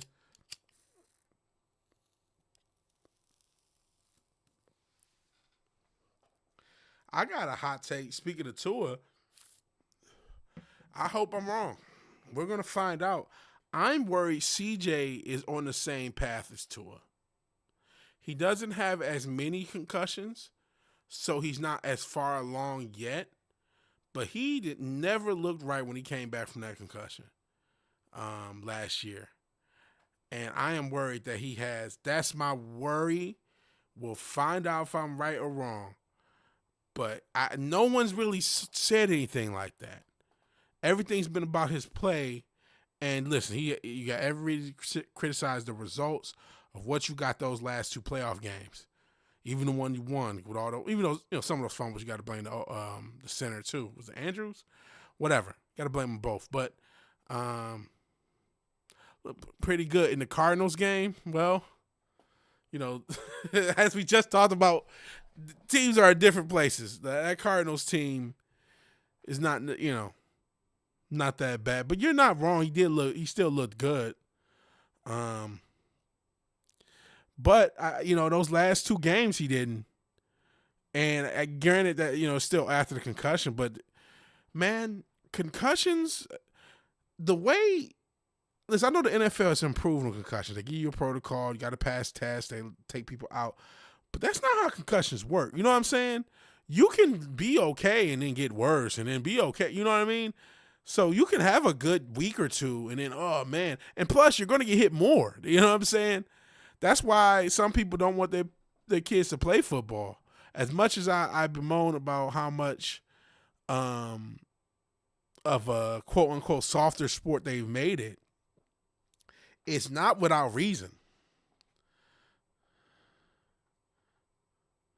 That's a part of it too. You know, he he was hitting narrow windows with good timing, and then he got cocky about it and played shitty. He does have. Listen, it takes a tremendous amount of ego to be a pro athlete. He does have an ego. I don't think it's as mindless as some people have thought of it, but he does have an ego whenever he does something well, or even when they won. Didn't he say something crazy when they won, even though he had all those fucking fumbles? He could be a little unaware. He could be a little arrogant at times, but I don't think he's crazily arrogant. For the kids, that's good. For NFL, the grown-ass men, at what point does not dawn on them they could get hurt? It's a good point, man. And they get hurt. They get hurt. They get a lot, you know. I talking about concussions, I remember as a fan of the Lions hearing about all the non-counting concussions that Megatron had. When he retired after year 9, it wasn't just, oh, I'm just sick. You know, they say he's sick of losing. He was. But it's also, I'm sick of getting hurt. I'm at the edge of where I can physically. Luke Kuechly, another one, retired early. It's not just I'm just retiring early because I just don't want to do. I don't want my physical health to degrade anymore. Patrick Willis retired early. I don't want to degrade my quality of life. I don't think anybody should be playing more than 10 years in the NFL, especially with the money they make. And yet Nico, I think I'm worried about Nico too. I hate to say, I think he needs to start thinking about. He's had a lot of concussions. The receiver for the Texans, I'm talking about Nico Collins, not any other Nicos in Texas. But Nico Collins, he's missed multiple games with concussions, and he's missed multiple games for other injuries. It's a physical game. I don't begrudge the players getting more money in the NFL. It needs to be treated like boxing. There's a reason boxing at the top level gets so much. Now, it sucks at the lower levels. But it's like, it is so fucking dangerous. It sucks for the UFC that they're not getting paid. It's like, this is a dangerous sport. I do love the violence. I hate to say it. That makes me a fucked up person. I'm sorry. It's something about seeing it. The visual of it is so shocking that I can't take my eyes off of it. But I don't want people to ruin their lives. I want people to make as much money they can and get out without getting hurt. And I don't know if you can do this for, 10-year limit. Yeah, not everyone can deflate their balls like Tom Brady. Shout out to Tom Brady. How do you know what? Because of this Vrabel thing, there's been some people trying to kind of rewrite the Patriots legacy as a whole. And with some rightfully so, right? Because you look at not just Deflategate, but Spygate and all this other stuff. There's always something with the damn Patriots.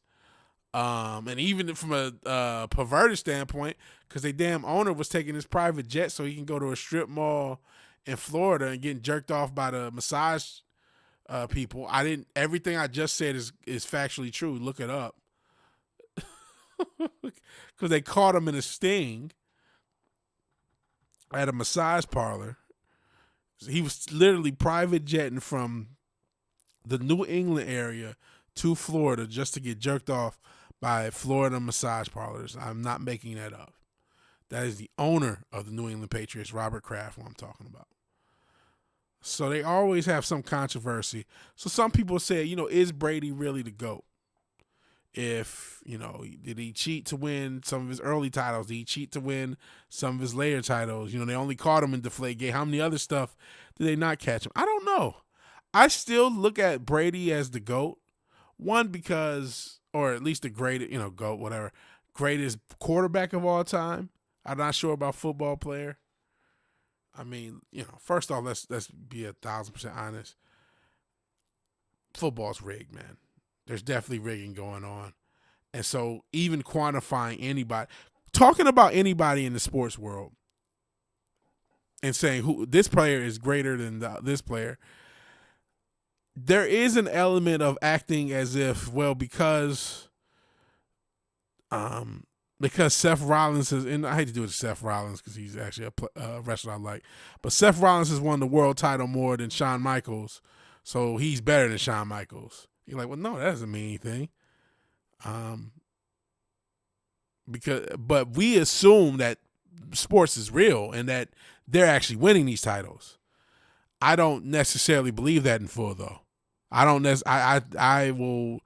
couldn't tell you what point it happened. I can't tell you if it's the whole time or just the past 20 years or whatever. I don't know. But I know sports has rigging. Now it's obvious to people because people gamble. And so with that in mind, how do you even determine who the GOAT is if sports are rigged?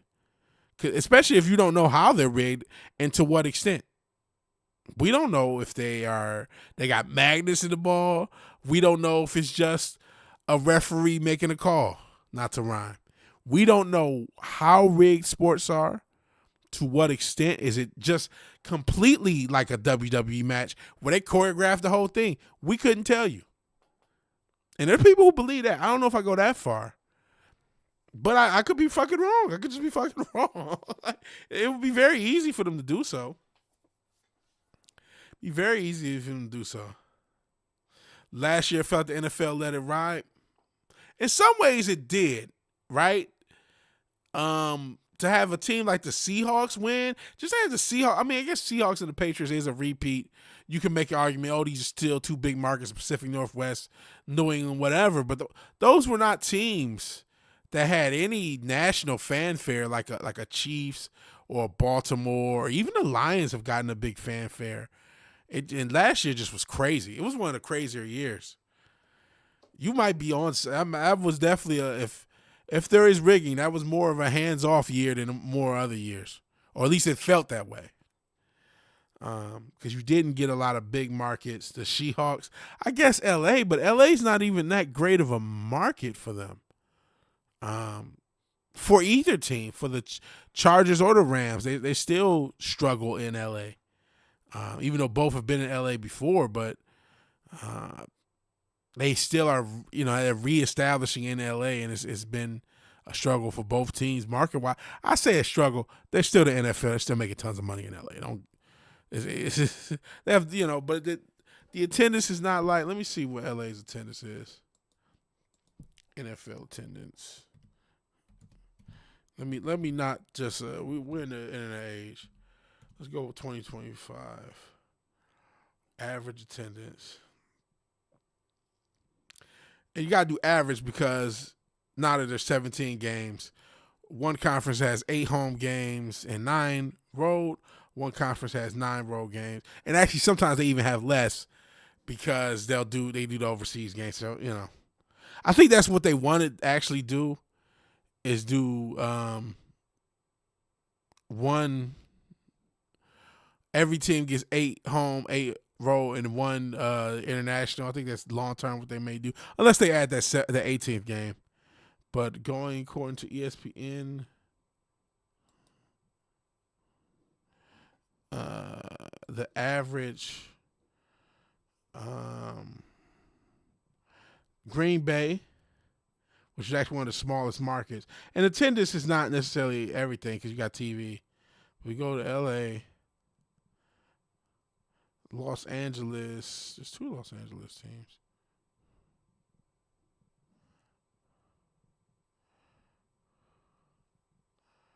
So Los Angeles is 24th. Why is that? Wait, how do they have 32? When 2 are Los Angeles and 2 New. Oh, there's 2 Los Angeles. Okay, so this is. So I talk shit. The Chargers are up there. Okay, but the Rams are not.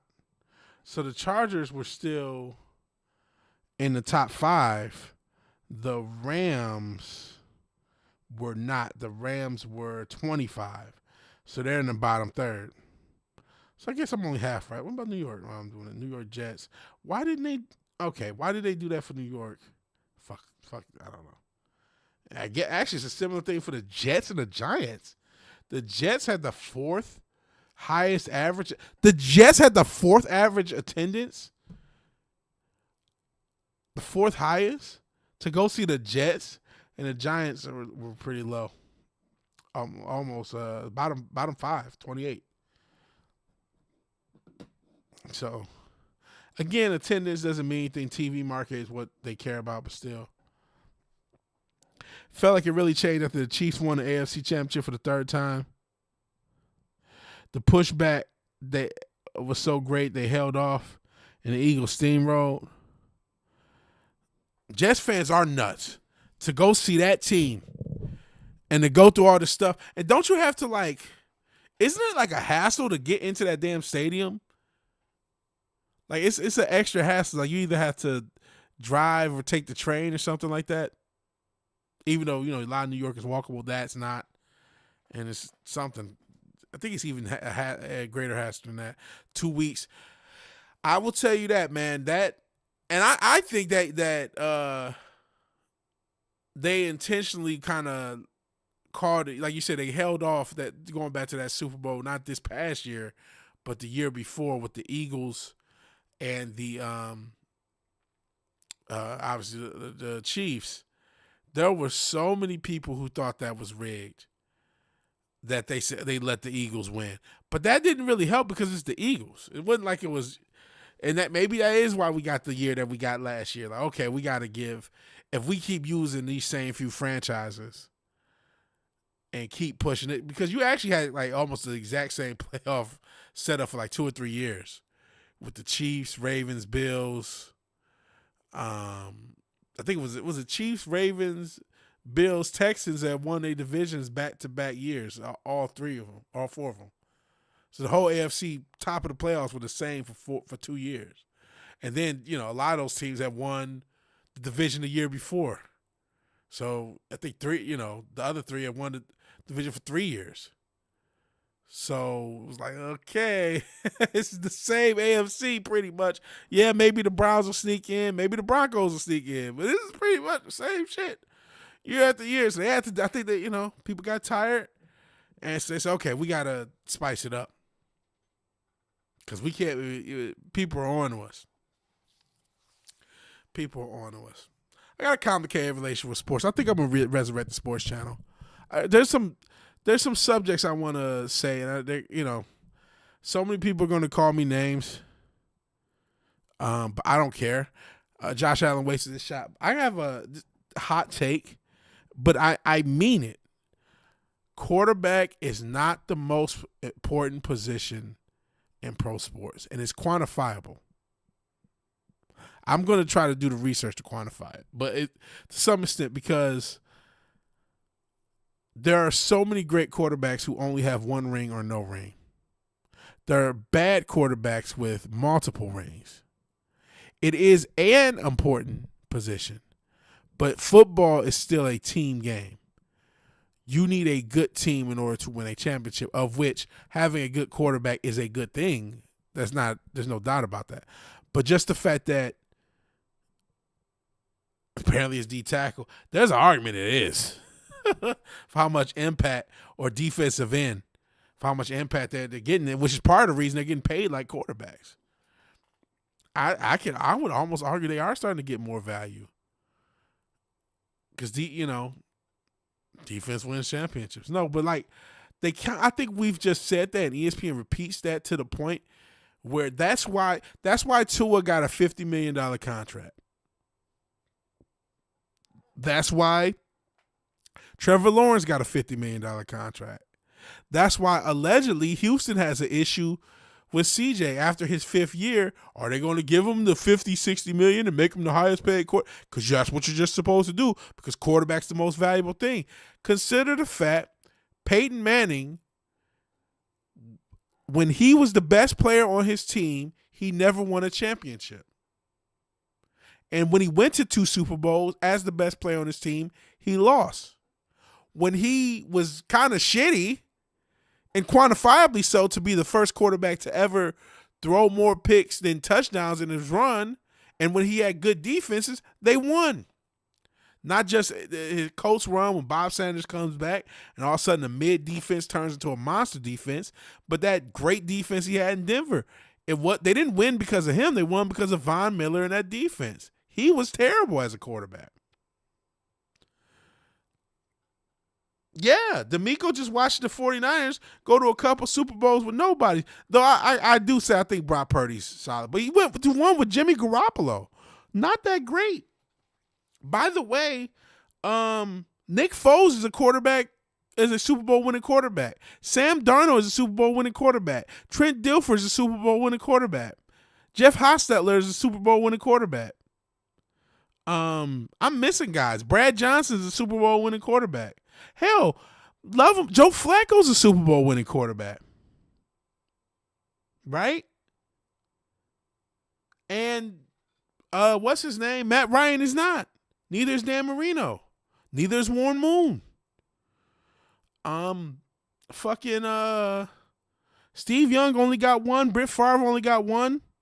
Eli Manning is a Super Bowl winning quarterback 2 times over. Same with Terry Bradshaw, who threw more picks than touchdowns. And it was a different era. It was a fucking brutal, retarded era back in the 70s. I mean, good Lord, the rules were crazy. They were suplexing motherfuckers. Chokeslam motherfuckers. The rules were crazy in the 70s. So I'll be a little bit more fair. But still, Fran Tarkenton never won.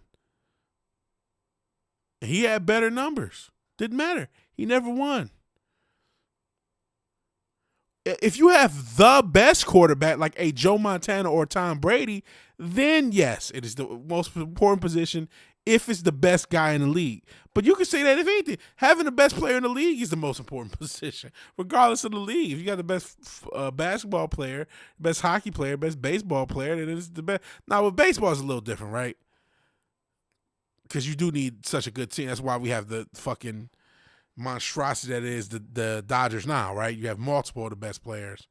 So even if you think Ohtani, because look, Ohtani was in LA, the other side, he was in Anaheim, and he was still a great player, and he didn't win shit. So you need a great team. In any sport, great teams win championships, not players. But that's not how sports are discussed on ESPN. The whole gimmick for ESPN, they existed when broadcast television was at its peak and cable television was at its peak.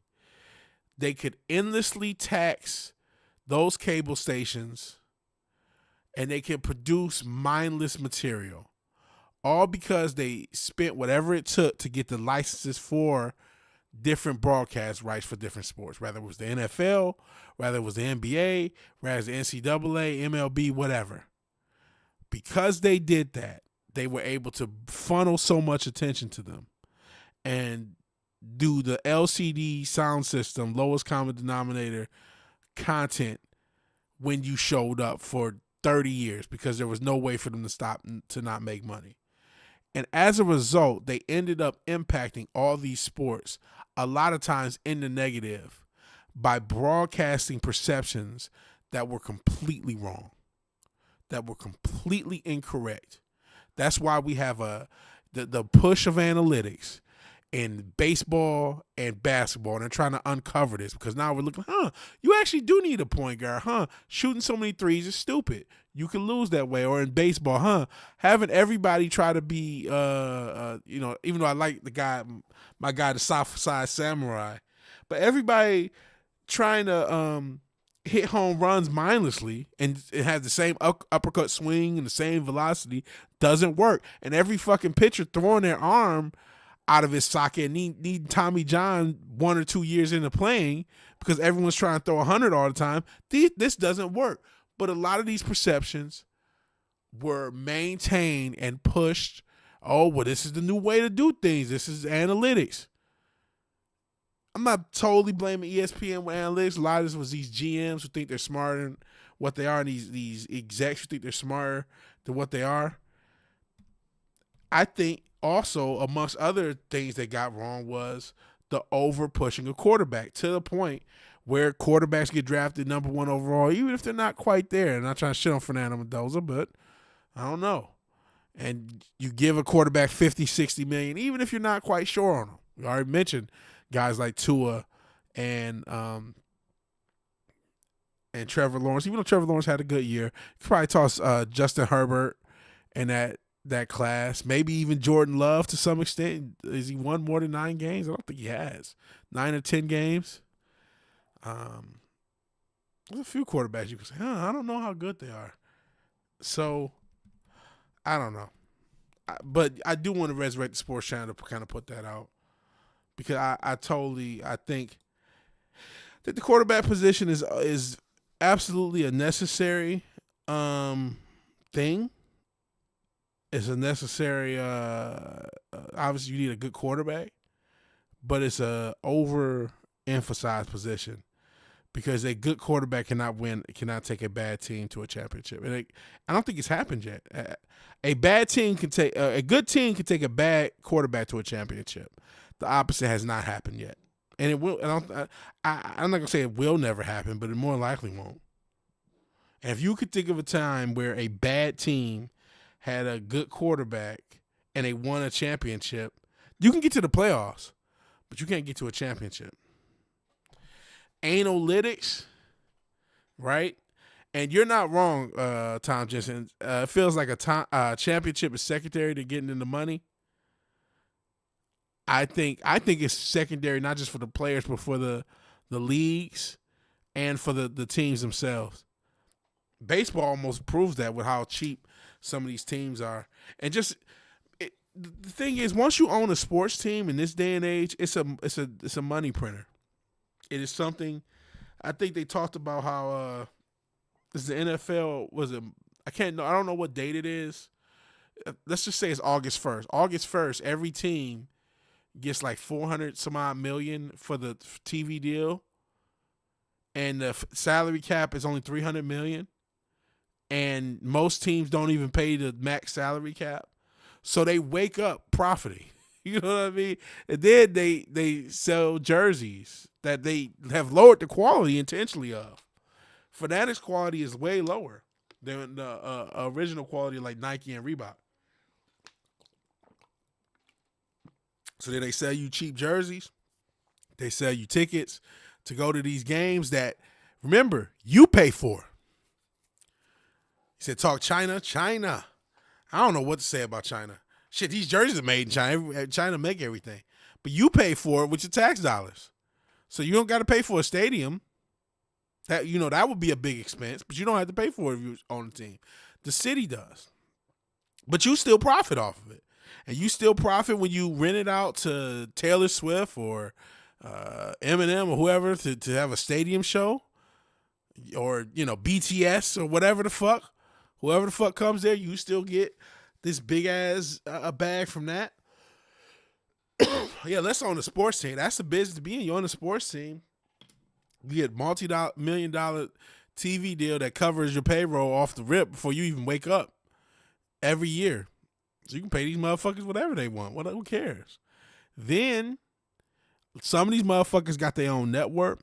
Not only that, some of these stadium developments have extra real estate on top of it that, again, somehow the team owns. And so they'll have shopping and they'll have apartments and all sorts of shit, and the team owns that too. So it's just so much profit. It's a money printer. You can't go in the negative. And even when you try, like the Dodgers have, they have their own network. So then you make money off of that. Now, owning your own network can be a cost. It doesn't have to be immediately profitable. But for the most part, it probably will be, right? Because what do? You'll charge $5 a month or $10 a month to see all this stuff on your network. You can also put more content on your network.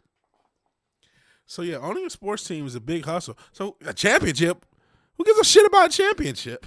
You know what I'm saying? After all that, of winning the title, who cares? It's not real, brother. They don't care. It's like pro wrestling. It might as well be fake, because to the people who care, to the people who are participating, how could a championship really be the ultimate goal? In fact, wrestlers want the championship more than athletes do. Wrestlers care more about winning their titles in the fake sport than the athletes do in the real sport because they're paid so much, and the owners do in the real sport because they're paid so much. Cowboys fans back in the bandwagon. Cowboys are a perfect example of why championship don't matter.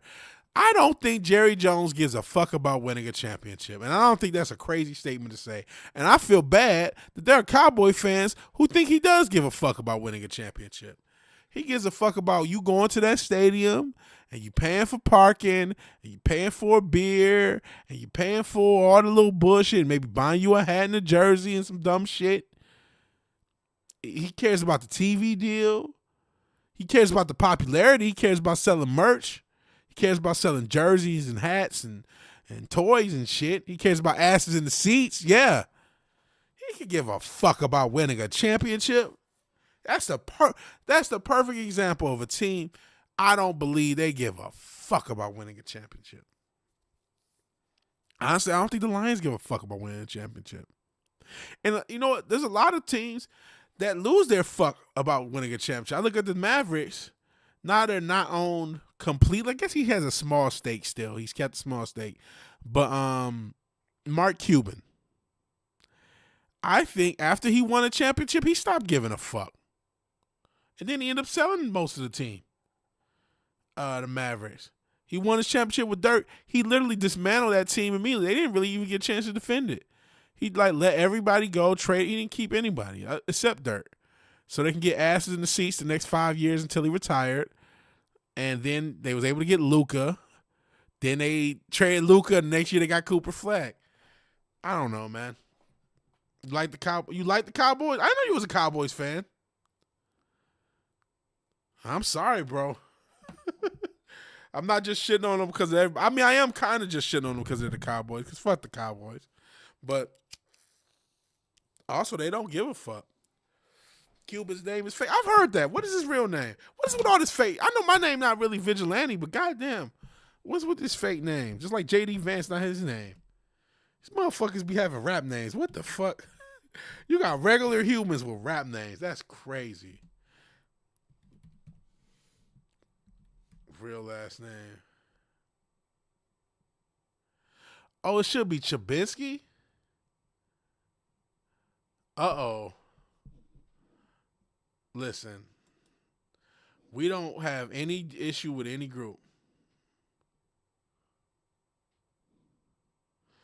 We don't have any issue with any group. But he's not Cuban, I'll say that.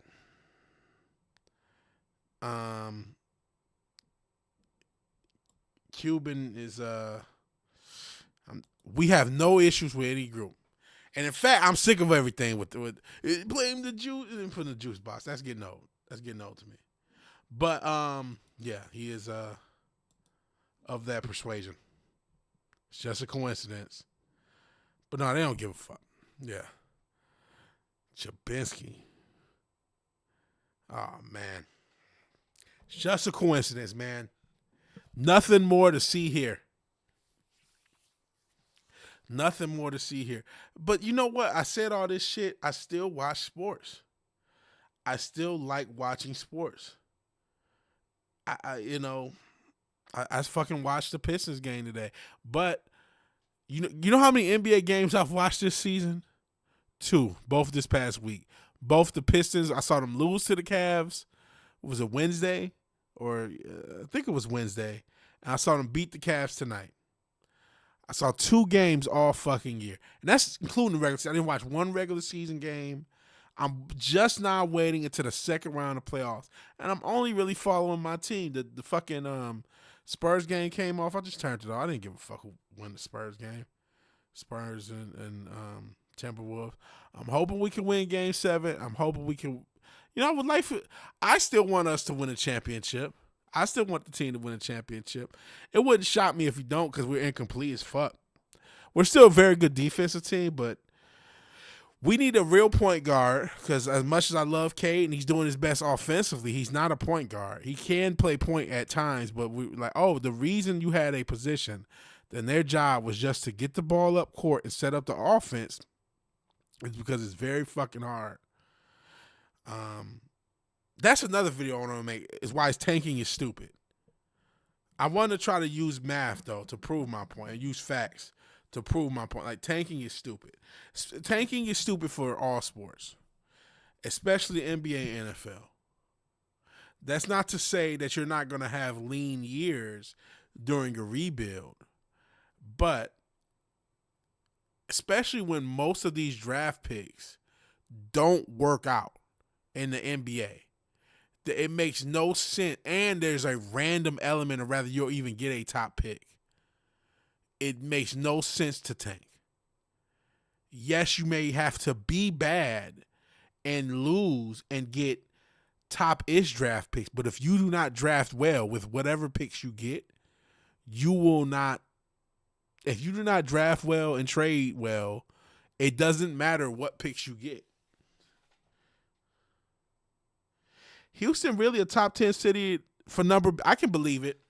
You know why I can believe it? Have you ever rode around Houston and then accidentally fall into like Beverly Hills because of all the fucking mansions? There are tons of fucking mansions in this city and in the suburbs. Like I can accidentally do it even where I am out in the country. I know, motherfucker. I've done it in the city too. You just actually turn down and it's like, oh my God, all these houses are bigger than every neighborhood I've ever lived in. And I'm bad at directions. You couldn't tell you where, because I don't know where the fuck I am half the goddamn time in the city. But I could believe it. I could absolutely believe it because there's just these fucking mansions everywhere. Everywhere. It would be like, there's hood everywhere too, but sheesh. But yeah, you said you didn't watch the Jazz. They were tanking. I'm tired of it. I understand that. I can believe it. Houston, the top 10 city of number of billionaires. I like Houston. I don't really get out much. I'm happy to go next week to Palooza. But I like Houston. I need to do more. I need to be out a little bit more social and sociable. But actually, I see. I don't know if that's actually true, but I just can believe it because of the mansions.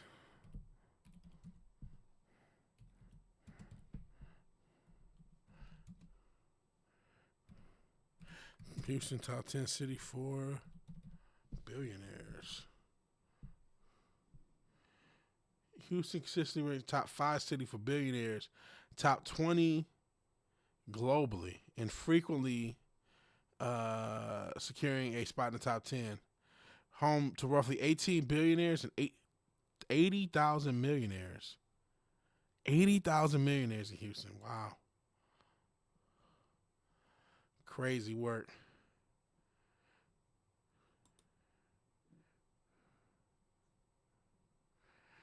Crazy work. So let's go to Wikipedia. This is globally, right? So you got London. That's kind of surprising, kind of not. New York. I guess I shouldn't be surprised. Shanghai, Beijing, Mumbai. Shout out to India. And Shenzhen, Hong Kong. Which Hong Kong is territory, right? Whatever. Moscow, New Delhi, San Francisco's 10. This is globally. Houston's not on the list on the top 30 right here. So I don't know.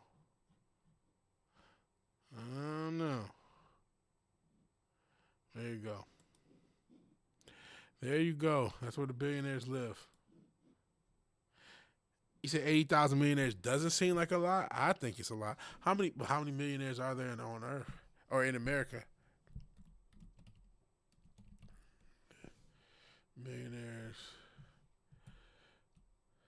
Man, nearly 100,000 people have $1 million. That's a lot. Wow, maybe you're right.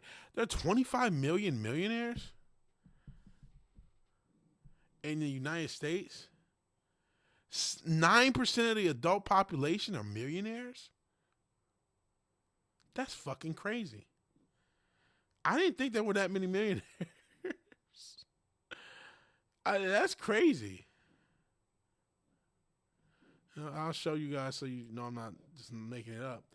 There are approximately 23.8 to 25.4 millionaires in the United States, representing 7 to 9.7% of the American adult population. That includes adults, so still. And those figures are individuals with a total net worth of $1 million or more, which accounts for value of their assets, real estate, retirement accounts, and liabilities like mortgage, minus liabilities like mortgage. So 40% of the millionaires worldwide, more than any other country. 1 in 15 people have become millionaires. Holy shit. Vast majority of millionaires, 95%, did not receive inheritance. They built their wealth over decades. Disciplined saving, real estate appreciation, and investing in retirement accounts. California, Texas, these are the biggest states of millionaires. That's crazy. I didn't know this. Guess we're learning. Subscribe to be a millionaire. Holy shit. That's like 1 or 2 courage champions. I think there's more than that many millionaires. If it's 1 in 15, yeah, there probably are a lot of retired people saving, people who have a house that's not worth $800,000 to $1 million because of the area. You know, you could have been a normal person, but you bought a house in San Francisco, and now that house that you got paid off is worth $1.2 million. It's just a house, but it's decent enough. It's in the right area. It's $1.2 million. You're a millionaire, unless you got like $300,000 in debt to offset that 0.2. You know Ramon Foster? I do not. The name does not sound familiar.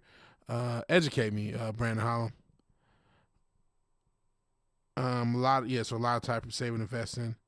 $2 million in assets they live off income from investing. Yeah, you invest right. If you kept putting all your money in the S&P 500 20, 30 years, you own a home that's worth $400,000 to $700,000. You're there, right? So there's a lot of those type of millionaires. Because it's talking about assets. It doesn't mean I have $1 million liquid. He's getting, that was your parents. I see.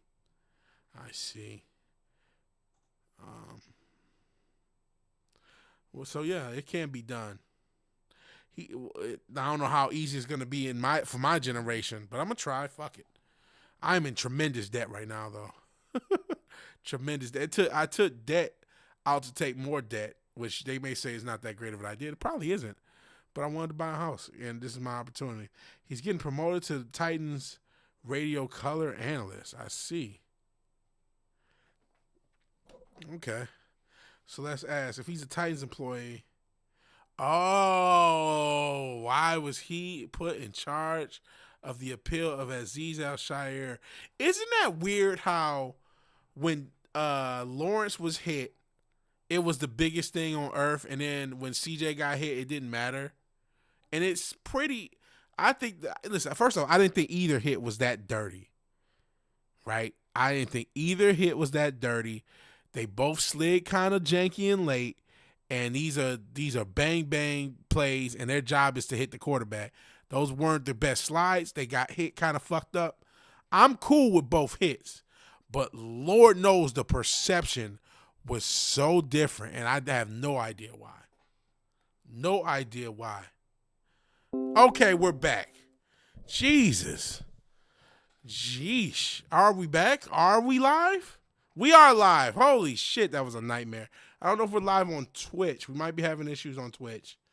I guess my internet's having issues. Whatever. Not working here. Okay, now we're back. Cool. Yes, you're back live and alive. Cool. You guys are troopers. I feel honored to be the shit y'all listen to while y'all chilling and just doing whatever the fuck y'all doing. I feel fucking honored, man. Y'all stick with me.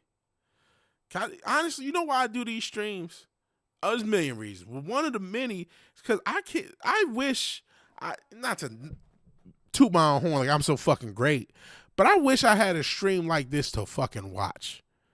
I am desperate to just have something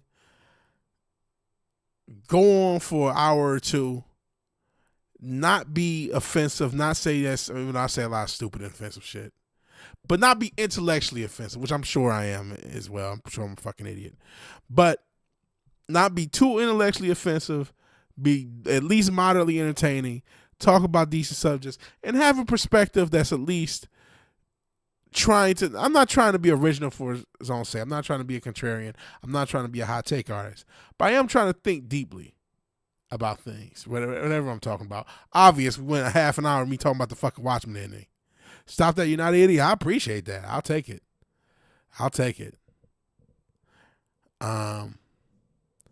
But, you know, I at least try to give things a solid intellectual effort. I don't like just accepting, and I can be just as much a part of the mob. I'm not trying to say I'm incapable of thinking like a collective.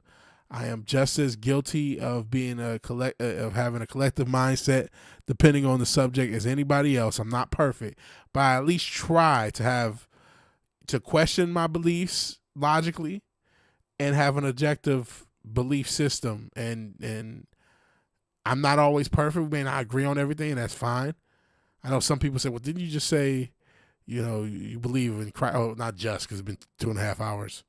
But you say you believe in Christ. You're a Christian, or you had some sort of reaction towards a preacher when Rave was here, Rave comedian. Like, yeah, I do. That's because of objective reasons.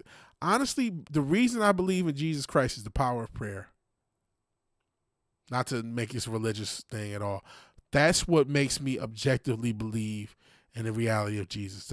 How powerful prayer is. And that is the objective evidence I have gotten in my life for the power of prayer has gotten me through so much of my life. I could not, even without being an expert on, I'm not a theologian by any means. I'm not an expert on every religion, but it has been such a powerful element of my life. I would have to ignore so much of my own objective reality to not believe in Jesus. That's why I do, right? And there's standards for I don't believe in things just to believe in them or just because everyone else does. There's a reason behind it, right? So I try to provide that. And I say that because a lot of streams are just fucking gibberish. A lot of streams, and I have been guilty of this, so I'm not totally just knocking people, but a lot of streams are, what is a popular format for this medium or for this subject I'm doing, and just repeat that format. Be somebody else. And listen, I tried to be at various times. I tried to be, as much as we made fun of him, a young Ripper. I tried to be Gary. I tried to be Patrice O'Neal. I tried to be all these different things, right? On this channel, on Matt's, on other content. It's taken me like 6 years to figure out what the fuck a Vigilante Williamson stream is.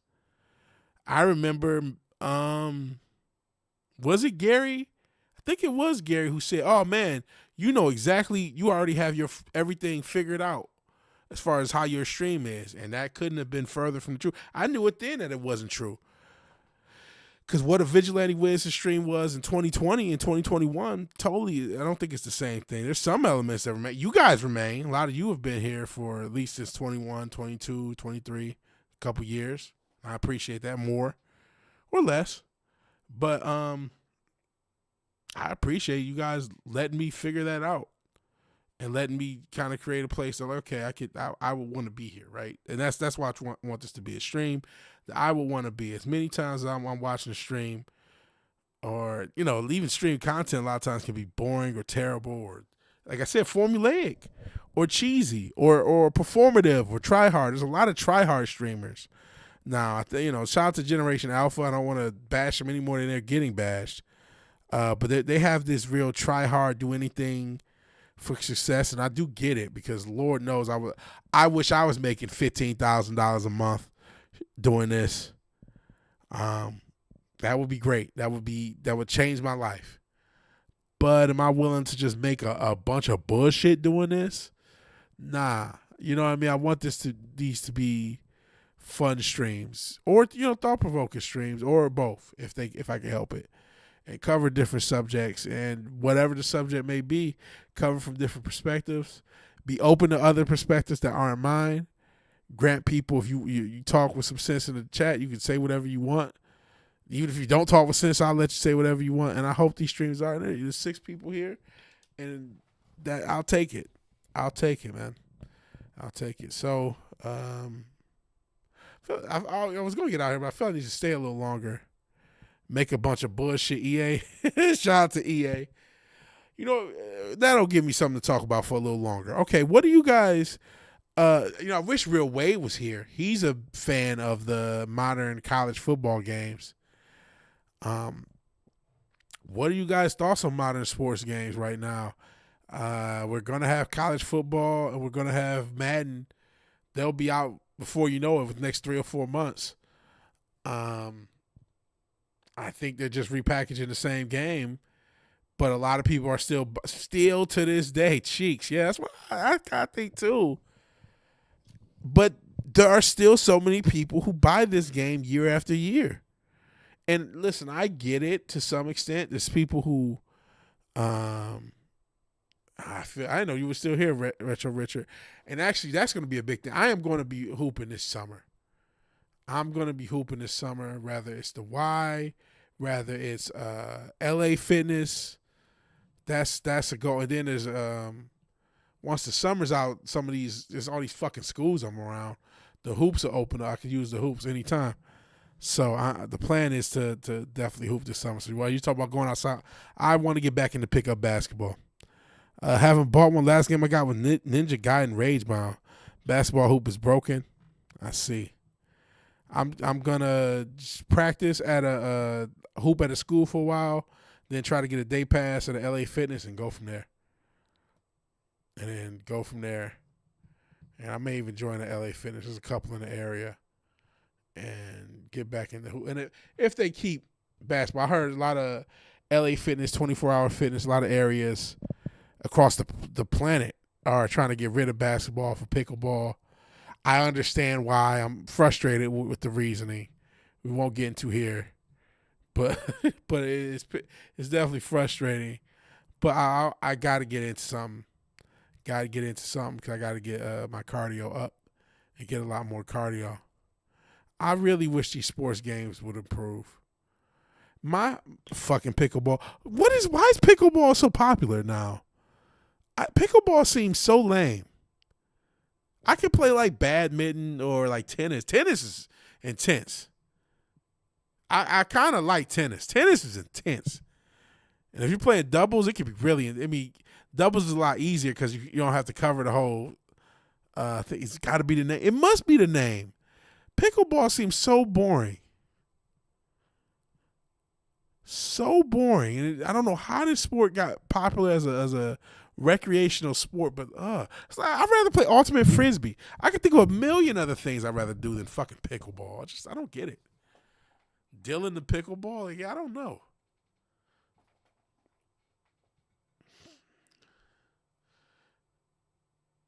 Pickleball, yeah. Poor man's tennis, rich man's ping pong? Question mark. Good question. What is even pick? Let's learn. Let's live and learn. And so I keep moving the mic. Pause. Pickleball. Let's see. Women's pickleball, the most fun. What is? Let's just show. Elements of tennis, badminton, and table tennis. It just seems. Let's see if it'll. Okay, Mazda. Fuck you, Mazda.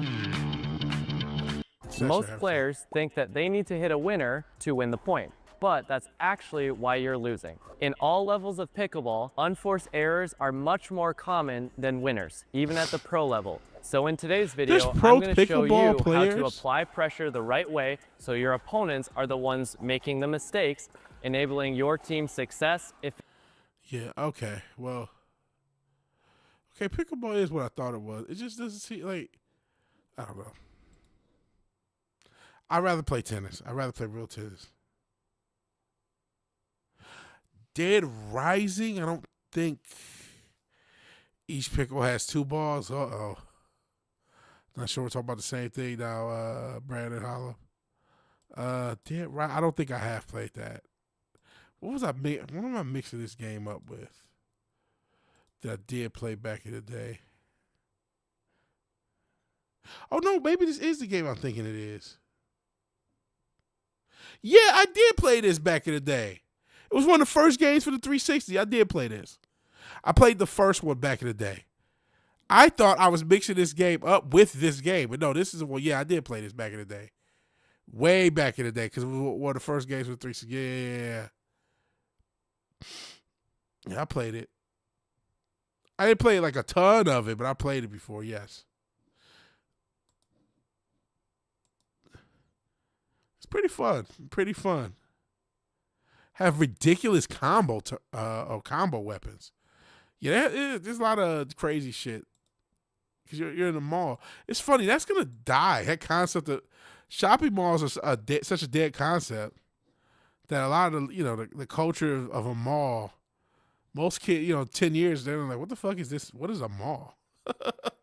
What is that? Because malls are dead. But yeah, I did play Dead Rising. Well, fun, Well, I do remember Destruction Derby, too. Plane crash in Wembley recently. People returning from a pickleball tournament. That's pretty crazy. Dead Rising 3 makes you make a weapon that fires dildos.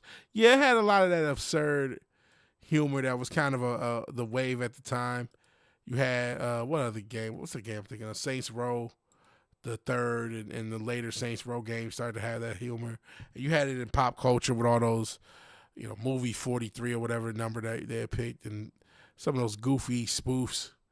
Superhero movie, and obviously Scary Movie started, but after the first couple, just got this really goofy, absurd, grotesque kind of sophomoric humor, where the premise is what's supposed to make you laugh. Have the kids move from the mall to the grocery store? I don't know where the kids are hanging out. Oh, my hip. You can turn a foam finger into a spring-loaded stabbing weapon. I see. You a big fan of Dead Rising, Fizz?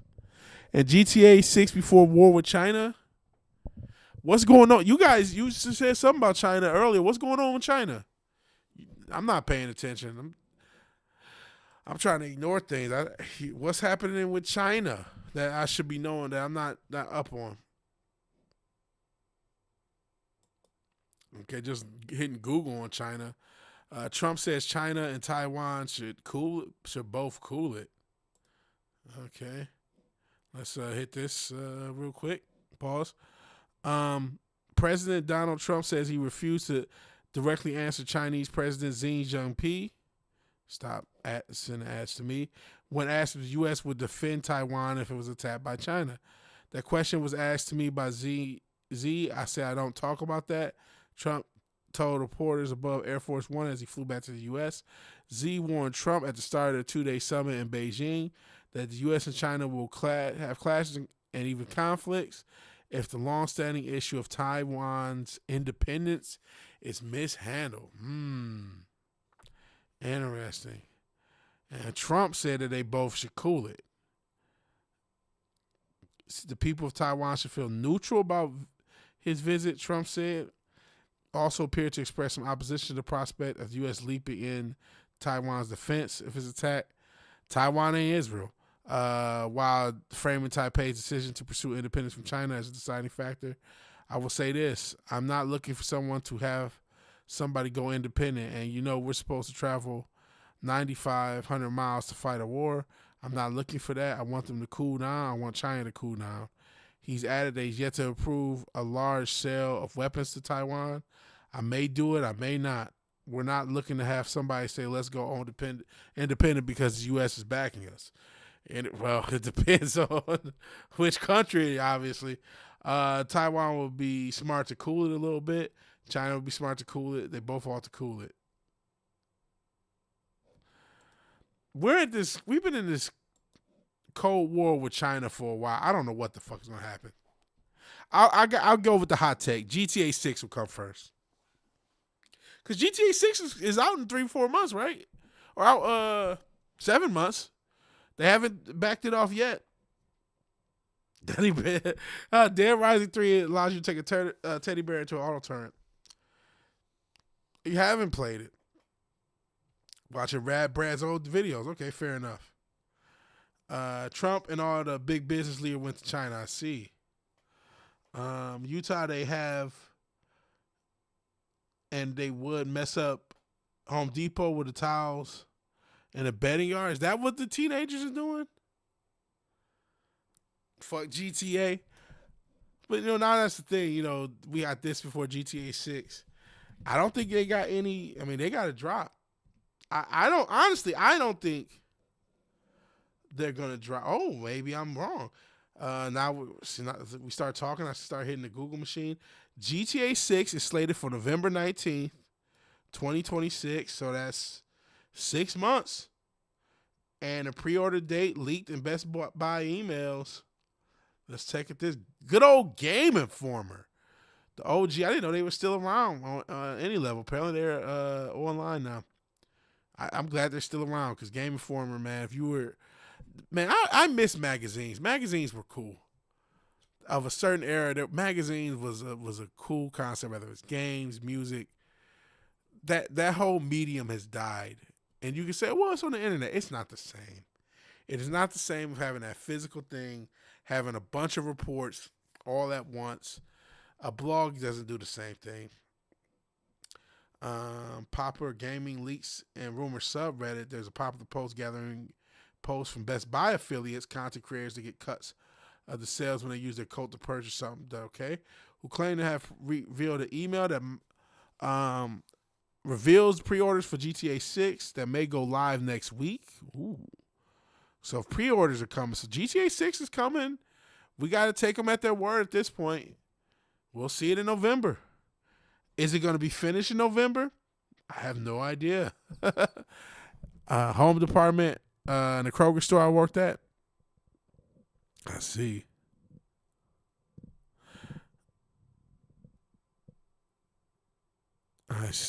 GTA is the most overrated franchise. I like the early ones. I like up until San Andreas, and then I fell off. 4 is okay, 5's okay, but I didn't play through much of the stories. I just bullshitted when I played them. Nintendo Power. My brother has a bunch of Nintendo Power magazines. Would you play Dead Rising? Yeah, I'll play Dead Rising on stream. I'll play it on stream. If I can figure out how, can I get it working on stream? I don't know what the current Steam attitude. I don't know where it is with Steam. You know what? Speaking of old games, I got a question. I have 2 questions. How much do you guys know about emulation? And I'm talking about having like an emulator, an independent emulator. Not necessarily, okay, I have an emulator on my computer and a bunch of games. And where's the repos to get a bunch of games? Or where can I get a bunch of games for emulation? Because it's like, how they got these all-in-one emulators. They're like, loaded with 18,000 games. Like, I just need that card that has 18,000 games. Where can I download those games from? I have some games because what I'm trying to do is build like a mini arcade solution. You can still get Birds and Blooms. Dominican Republic, fair enough. And I was thinking about getting a Raspberry Pi. I don't know if that's overkill or if there's a cheaper solution. And then I get like a dual arcade stick, or if I could find one with 4, I would do that. But those seem pretty expensive. And see, the thing with a cool ROM, I'm not trying to download one ROM and then another ROM. And I want to download all 18,000 all at once. 10,000 at once. Like, I don't know all the games I want. I want games I can't even think of. You know what I mean? Damn, does Cool ROM still exist? Yeah, they do. And so, like, I'm looking in you can find a bunch of ROMs, but like to go and sit there and download 1,000 ROMs, like individually, like I'm not about to do that. If somebody has, because I want it in like arcade, so most of it's gonna be arcade stuff. But I want regular games on it too. But I mainly want to play like retro games and arcade games. That's what I want to play. And if I could get up to, some of the newer Tekkens on there, that'd be too cool. If that's too advanced, that's cool. But I just want an arcade situation so I can play on an arcade stick and play a game or play a bunch of arcade games and have all of them. You know what I mean? And still, you know what I mean? There's arcade one up and all this, but I don't want to, I'm trying to figure out what the cheapest, it looks like a Raspberry Pi kit, Pi 5. The cheapest you can get is like almost $200. It's like, And then the stick itself is like, they got these X arcade sticks and pedestals. It's a movable pedestal. It doesn't have an arcade look, but that's like, sometimes you can get it for as low as $300 or $400. You know what I mean? And that's expensive as that sounds. You want some of these arcades I be seeing these wrestlers have, they're like $3 or $4 It's like, I don't have that. But I can piecemeal, buy a piece here, buy a piece there, buy a piece there. And after 6 months, hey, look, I got a nice little arcade setup. The monitor, the cheapest part. You can get a monitor or a TV anywhere. I can go to Wally World, get spend $75 on a 32-inch and be cool. I'm not necessarily looking for a perfect arcade setup, like where it's one cabinet. But if I can get an arcade stick that's elevated and hooked up to or itself an emulator that has a bunch of games, yeah. How could nobody copy the combo weapons gimmick from Dead Rising? I think a lot of people looked at Dead Rising. Games have gotten kind of snobby, right?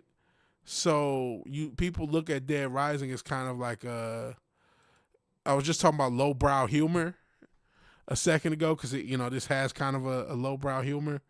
I think they look at it as a lowbrow game, and that's why you haven't seen support.